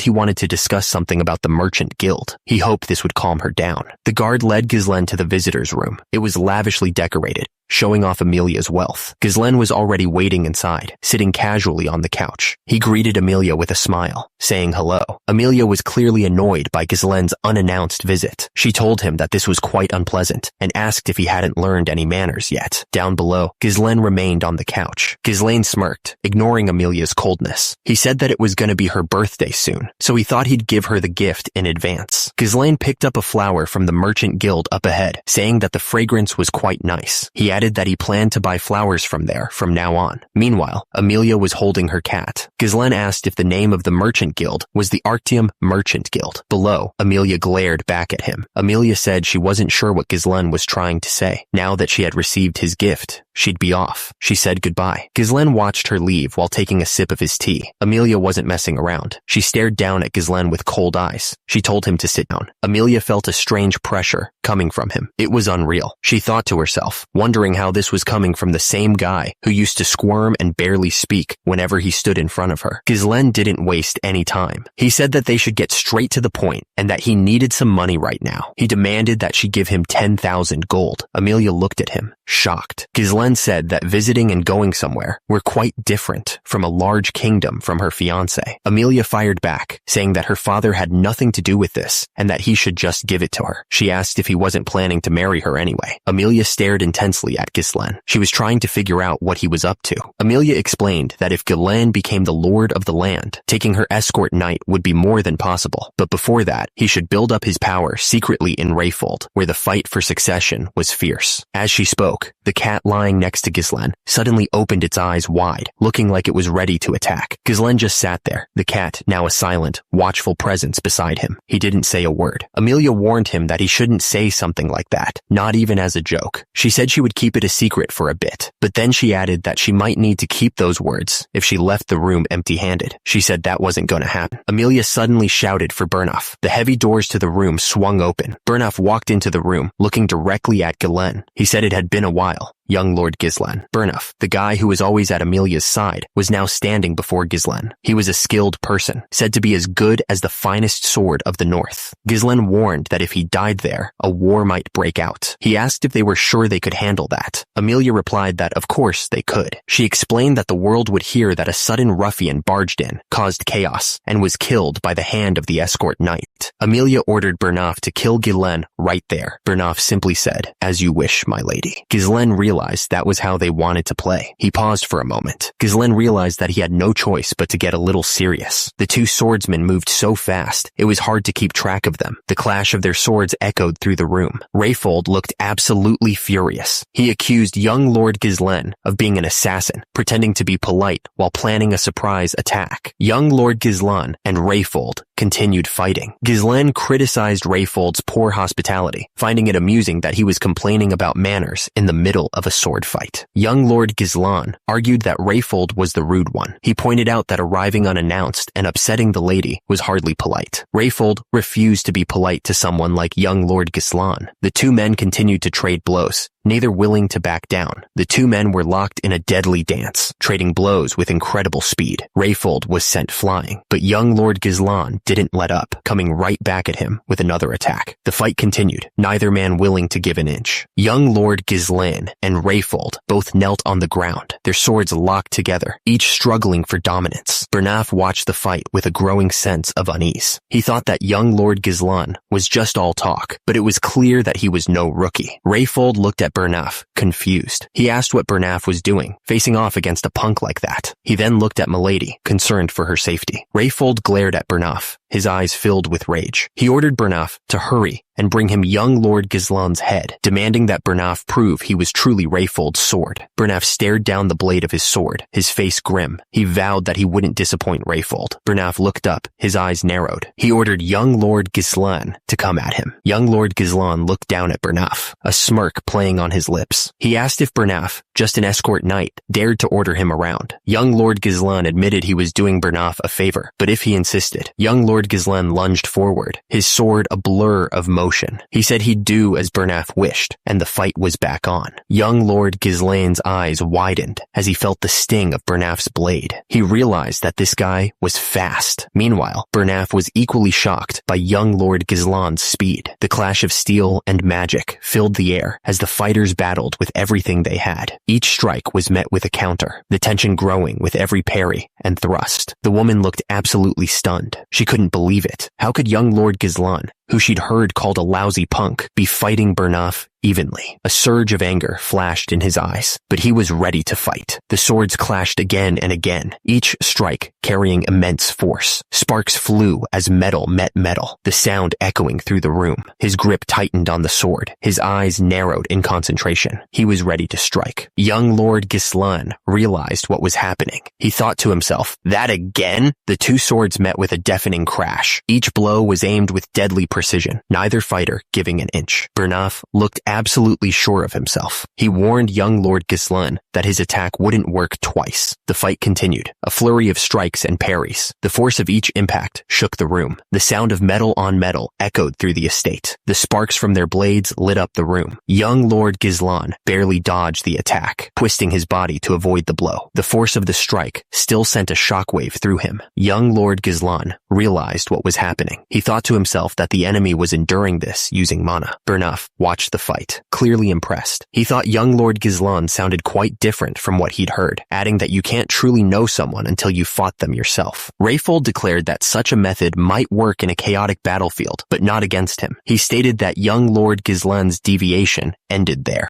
Young Lord Ghislaine realized this was going to be difficult. The narrow, precise thrusts of the blade that constantly targeted the head messed with his sense of distance and timing. Rayfold stared down, thinking that young Lord Ghislaine wasn't an opponent he should have tried to take on yet. He thought to himself that things were going to get tricky, but he had no choice. Young Lord Ghislaine was running out of time, he thought. He had to end this quickly, so he started gathering mana in his hands. Rayfold noticed the strange energy around young Lord Ghislaine. He wondered if it was some kind of mana thread, something he hadn't seen before. Everything happened so fast. One moment, Rayfold was analyzing the mana, and the next, a sword had pierced right through him. He looked absolutely shocked. The fight was far from over. Young Lord Ghislaine and Rayfold continued to clash, their swords meeting with sparks flying everywhere. It was a brutal dance of death. Rayfold was stunned by what had just happened to him. Below, Bernaf screamed Rayfold's name in disbelief. Young Lord Ghislaine didn't waste a second and pressed his attack. He swung his sword down on Rayfold with incredible speed. Young Lord Ghislaine kept slashing at Rayfold, not giving him a chance to recover. He was determined to end this fight quickly. Bernaf turned to Milady, his face full of worry. He told her she needed to get out of there, because he couldn't promise she'd be safe if she stayed. Bernaf gripped his sword tightly. His eyes narrowed. He decided that from now on, he was going to give it everything he had. Young Lord Ghislaine paused for a moment, a small smile forming on his face. He admitted that he hadn't had such an entertaining fight in a long time, clearly enjoying himself. The woman stormed down the hallway, clutching the cat tightly in her arms. Her face was twisted with fury, her eyes burning with anger. The woman's face was red with rage as she screamed, wondering how Ghislaine dared to humiliate her like that. She was absolutely livid. The woman wondered who could have leaked information about the Merchant Guild to that madman, Ghislaine. She thought to herself that there was no way he would know about it in so much detail if not for that. The woman kept running, her mind racing. She wondered what on earth the guards she had stationed in advance were doing. The woman stopped in her tracks, her eyes widening as she took in the scene before her. Bodies were scattered all over the floor, lying in pools of blood. Perdium's maid stood calmly among the bodies, her eyes gleaming with an unsettling light. She spoke, remarking that it had been a while since she had seen the woman.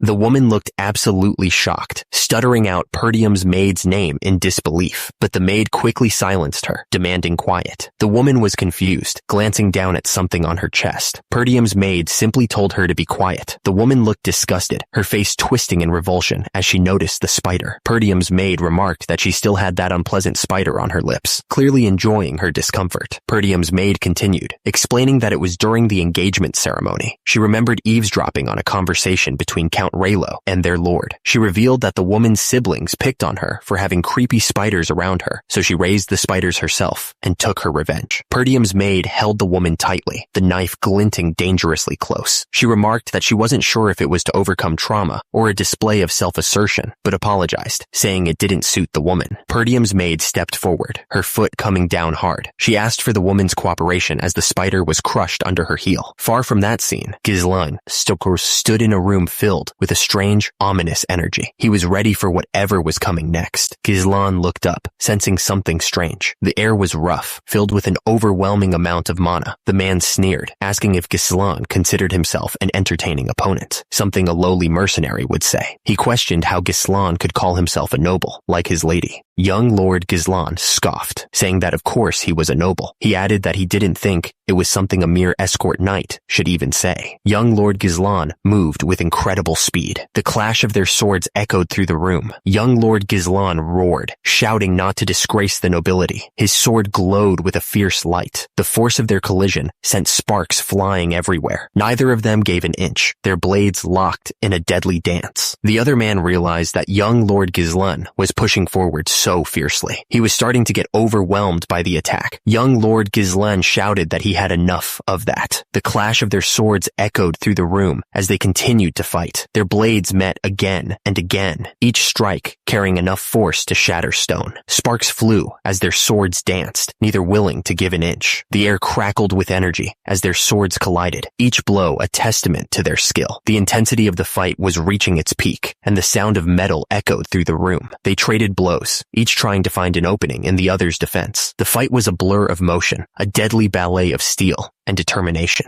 Young Lord Gislan looked down at the other man, telling him that right there was his final attack. He seemed confident in his victory. Young Lord Quislane's face was twisted in anger, splattered with blood. He looked absolutely furious, clearly not expecting that hit. Young Lord Gislan braced himself for the injury, using his shoulder to push the blade away. The metal scraped against his armor, sending sparks flying. Young Lord Quislane realized he couldn't let his guard down for even a second. He muttered that he'd have to stay focused until the very end. The clash of their swords echoed through the room as the two continued their deadly dance. Sparks flew as the blades met, each strike carrying immense power. Young Lord Quislane declared that the difference between them was that he wielded his blade with purpose, not for entertainment. He looked down at his opponent with a smug grin. The duel was a blur of steel and sparks as Young Lord Quislane and Young Lord Gislan traded blows. Each strike was met with equal force, the sound of metal on metal echoing through the room. Young Lord Quislane's expression shifted, a smirk playing on his lips. He thought to himself that this was turning out to be pretty entertaining.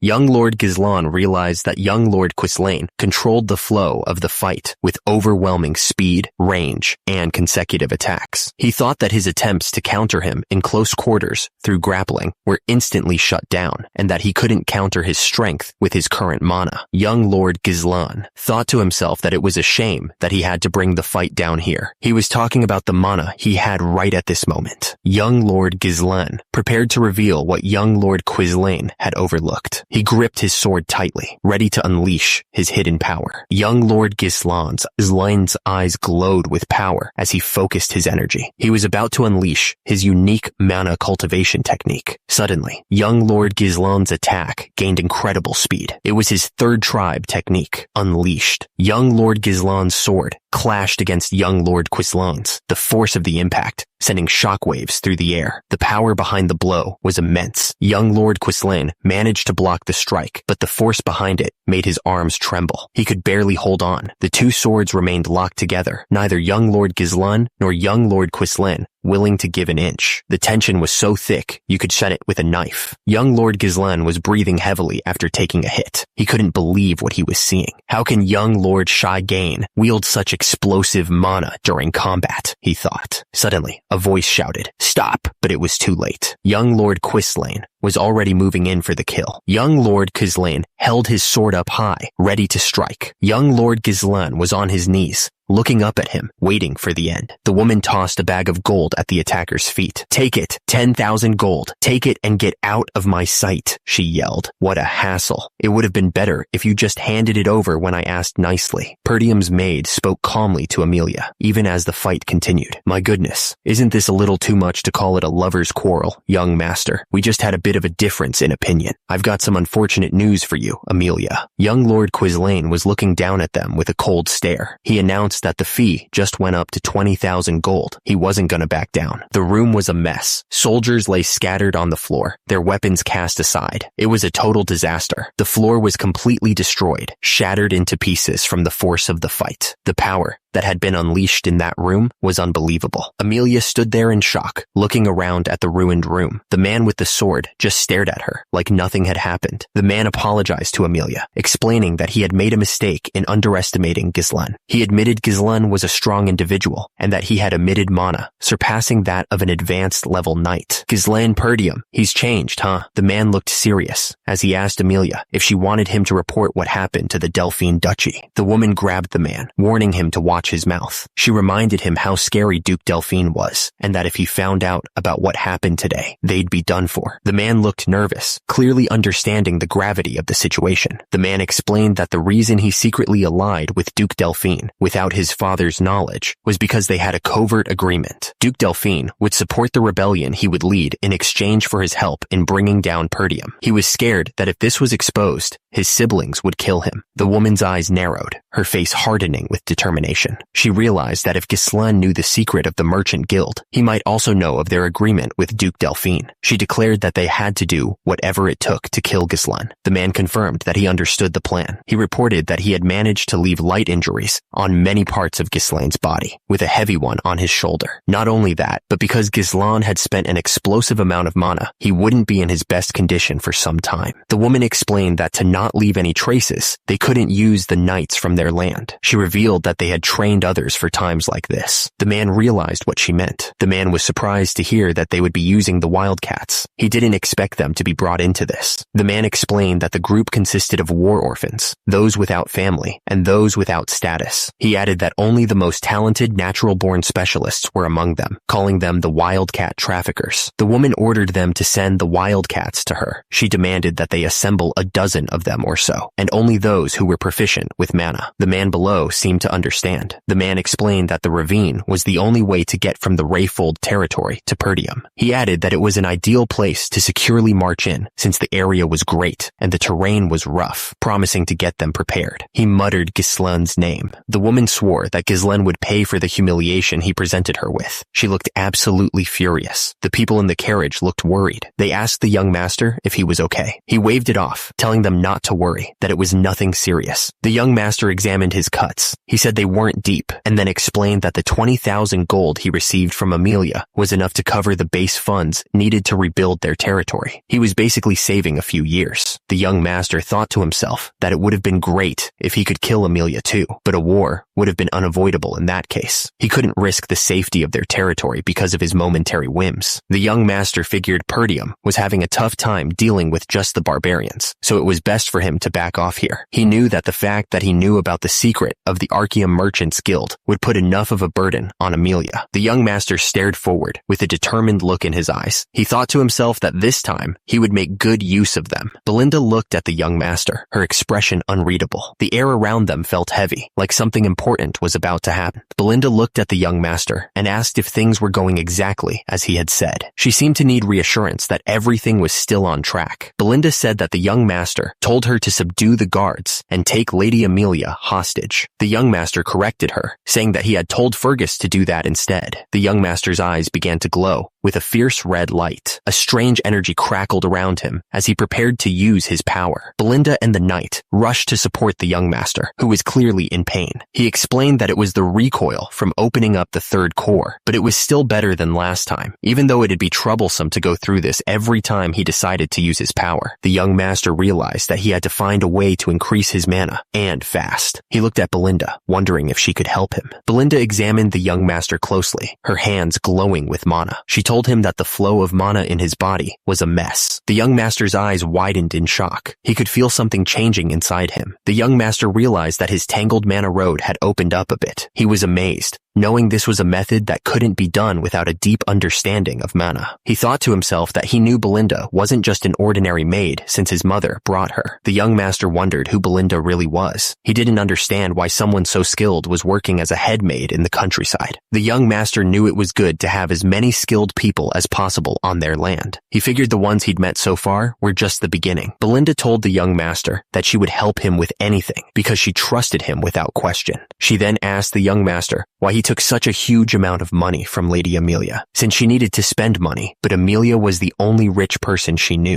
Belinda was shocked. She asked if breaking the engagement was the reason he took the money, adding that he would be in trouble once Count Rayfold found out about this. The young master assured her it would be fine, and that Amelia couldn't tell her father about this. Belinda asked the young master if he trusted her. When he said yes, she pressed him to at least tell the person who took the risk with him what he was going to use the money for. The young master looked at Belinda intently. He revealed that he was going to pioneer the Forest of Beasts. The young master announced that he was going to pioneer the Forest of Beasts. He looked determined to do it, no matter what. Fergus was shocked, telling the young master that he couldn't. He reminded everyone that development had been attempted there since the young master's great-grandfather's time, but it had never worked. Fergus then reminded the young master about the request he made before they entered the castle. Fergus confirmed that the person the young master had asked him to find was indeed at the location he mentioned, but he asked if the young master was sure that was the right person, since his condition was a little rough. The young master said that as long as he's alive, it's fine, and that they should head there right now. But Belinda protested, saying that they had to return home for now, and that he couldn't wander around in his current condition. She asked if the young master really thought Amelia would let them go easily after what they'd done to her. The young master realized that she probably wouldn't, and that she would likely try to kill him to silence him. Belinda said that she was good at fighting and that their master Ezus was still a knight, so she could just take care of it. The young master admitted that she was reliable, but that wasn't her role. He explained that it was a different field and that he needed a vanguard, and with that, they were on their way to meet this guy. The road ahead was long, and the destination was still a mystery. Finally, they arrived at a small village nestled amongst the mountains. A horse-drawn carriage pulled up to a worn-down house. The young master knocked on the wooden door. It was almost as if the house was abandoned, and the address said it was right here. The place looked like nobody had lived there in years. The door creaked open, revealing an old man with a long white beard. The young master was surprised, wondering who this was. Belinda looked at the old man with concern, saying that the young master was sure it was him. She didn't think he was in good enough shape to fight, suggesting they should think it over tomorrow. But the young master cut her off, confirming that this was the right place. The old man spoke with a tone that showed he didn't care, telling the young noble to get lost and not waste his time. But then he paused, as if he just realized something. The system revealed who the old man was. Gillian, the ex-captain of the Ratatosk mercenaries. Turns out, this old man was someone important. Gillian's eyes widened, a look of shock spreading across his face. He clearly wasn't expecting this visit. The young master smiled, his eyes gleaming with anticipation. He said that he had longed to see. The axe suddenly glowed with intense blue energy, crackling with power. It looked like it was about to unleash something big. The young master looked absolutely shocked, his eyes wide with surprise. He clearly didn't expect things to escalate so quickly. The tension was so thick, you could cut it with a knife. Everyone was on edge, ready for a fight to break out any second. Gillian stared down at the young master, his expression unreadable. He admitted that he knew who the young master was. Belinda stepped forward, her face etched with concern. She warned the young master to stand back, saying that Gillian wasn't in his right mind. Gillian declared that he knew the cure to the eternal punishment. He spoke about the incurable illness that the young master's daughter was suffering from. The group listened intently to what Gillian had to say. The young master stared at Gillian, his blue eyes gleaming. He asked if that piqued Gillian's interest, not breaking eye contact. The disease was brutal, a high fever, coughing up blood, and red spots blooming like flower petals on the skin. It sounded like a nightmare. They called it eternal punishment because the sight of the patient writhing in pain resembled a prisoner being tortured. It was pure hell. Gillian looked down at his battered hands and seemed to remember something terrible. He cried out Rachel's name in anguish. Ghislaine Perdium thought it wasn't too late to save Rachel. He remembered trying to find Gillian to recruit him, but turns out Gillian wasn't even alive by the time Ghislaine found him. He had given up on everything and ended his own life as soon as his daughter died. Ghislaine thought about the condition of Gillian's house. It was clear that all of his money had been spent trying to treat his daughter. All that was left were the weapons. Suddenly, a voice cried out in pain. It was Rachel, begging her dad to help her. She was suffering so much. She just wanted to die. Ghislaine knew there was no time to waste. He declared that he was going to start the treatment right then and there. But Belinda grabbed his arm, stopping him. She told the young master to go back. She didn't know what he was trying to do, but it wasn't something he could solve with just his power. She said it was a disease so bad that even priests couldn't cure it, and called it a punishment from the gods. She asked what he was going to do about it. Belinda insisted that he could fix Rachel. The young master looked away for a moment, lost in thought. He knew he could fix her. Ghislaine asked Belinda if she trusted him. Belinda looked at him, her expression filled with worry. She didn't know if she could put her faith in him. Belinda handed him a list. She told the young master to purchase all the medicinal herbs on that list and come back. She was putting a lot of trust in him. Belinda stared at the list, her face unreadable. The young master knew that for wandering mercenaries without a home, knowledge was directly tied to survival. Ghislaine thought about eternal punishment. Although it was an incurable disease right now, a cure would be discovered in the future. It became quite a hot topic back then, especially since the method was relatively simple. He remembered it clearly, but the only problem was the super high cost of the ingredients. Ghislaine stared at the fairy's blessing. It was absolutely vital for the cure. The recipe was complex. It said to finely chop the fairy's blessing and the herbs, pack them tightly into a bottle, and fill it with alcohol. Then, he had to shake it well to mix it thoroughly and let it sit for a while before adding the remaining ingredients and stirring. Gillian held up the finished bottle. He told the young master to have her drink it. Gillian gently held Rachel, his expression full of hope. He carefully tilted the bottle and poured the medicine into her mouth. Rachel lay there, still suffering. Blood stained her face and clothes, and her eyes were filled with pain. Rachel remained still, her face pale and peaceful. It was impossible to tell if the medicine was working or not. The three of them waited, holding their breath. The room was so quiet, you could hear a pin drop. Gillian's eyes widened. He stammered, noticing that the the red spots were fading away. He was shocked, saying that the medicine actually worked. Gillian looked absolutely stunned. He asked how Ghislaine had done it, since not even divine power could cure her. Ghislaine explained that the priest's divine power wasn't all-powerful. He said it only enhanced the body's vitality, strengthening a person's own abilities to overcome the illness, which was different from a fundamental cure. Gillian then asked if his daughter could really be cured. Ghislaine stared intently, promising that in just a couple of months, he guaranteed Rachel would be completely cured. He sounded confident, like there was no doubt in his mind. Gillian slowly lowered himself to his knees, his head bowed in what looked like total defeat. The old man seemed to be giving up completely. Gillian asked what Ghislaine wanted from him, since he'd come all the way to find him. He said all he had left was his useless body, and if Ghislaine needed him to be his dog or his slave, he would do it without question. Ghislaine told him that he didn't need a slave. What he needed was Gillian, the captain of the Ratatosk mercenaries. He was there for a soldier, not a servant. Gillian's eyes widened as he stared at Ghislaine. He thought to himself that he recognized those eyes. They were the eyes of a dreamer, someone chasing something impossible. Someone grabbed Gillian's long, white hair and yanked his head up. It looked like a painful way to get his attention. The attacker kept a tight grip on Gillian's hair, holding his head still. Then, he raised a massive axe, the blade glinting in the light as he prepared to strike. Back with Ghislaine, he stood surrounded by his people, calm and collected. Meanwhile, Gillian was completely stunned, realizing something he couldn't believe. He muttered, "How could it be?" Gillian's eyes were wide with shock as he stared at Ghislaine. He thought to himself that Ghislaine was completely different from what he remembered. Ghislaine stared down at Gillian, his expression serious. He asked if there was anyone else besides those already present who had come with him or might come looking for him. Ghislaine asked if Gillian had anyone who held a grudge against him. Gillian admitted that he did, and he figured there would be more in the future. In that case, a sudden burst of blue energy tore through the room. Gillian dove out of the way, barely avoiding the energy that would have blasted him to bits, but the attack was too fast. The energy slammed into Gillian, sending him flying. Gillian groaned, completely confused by what had just happened. He didn't understand why he was suddenly under attack. The attacker grabbed Gillian by the neck, choking him. He demanded to know who had sent him. The attacker was shocked. He stammered, not understanding how Ghislaine knew. Ghislaine realized he could already tell who was behind the attack. Ghislaine drew his sword, looking serious. He said that he didn't want to use his blade, but it looked like he had no choice. Gillian asked Ghislaine to let him take care of the attacker. He looked determined to resolve this himself. The air was filled with the sound of rushing wind. It was over as quickly as it started. Belinda watched as Gillian showed no hesitation in killing the attacker. She thought to herself, wondering why young Master Ghislaine Perdium would recruit such a dangerous person. She couldn't shake the feeling that this might be a mistake.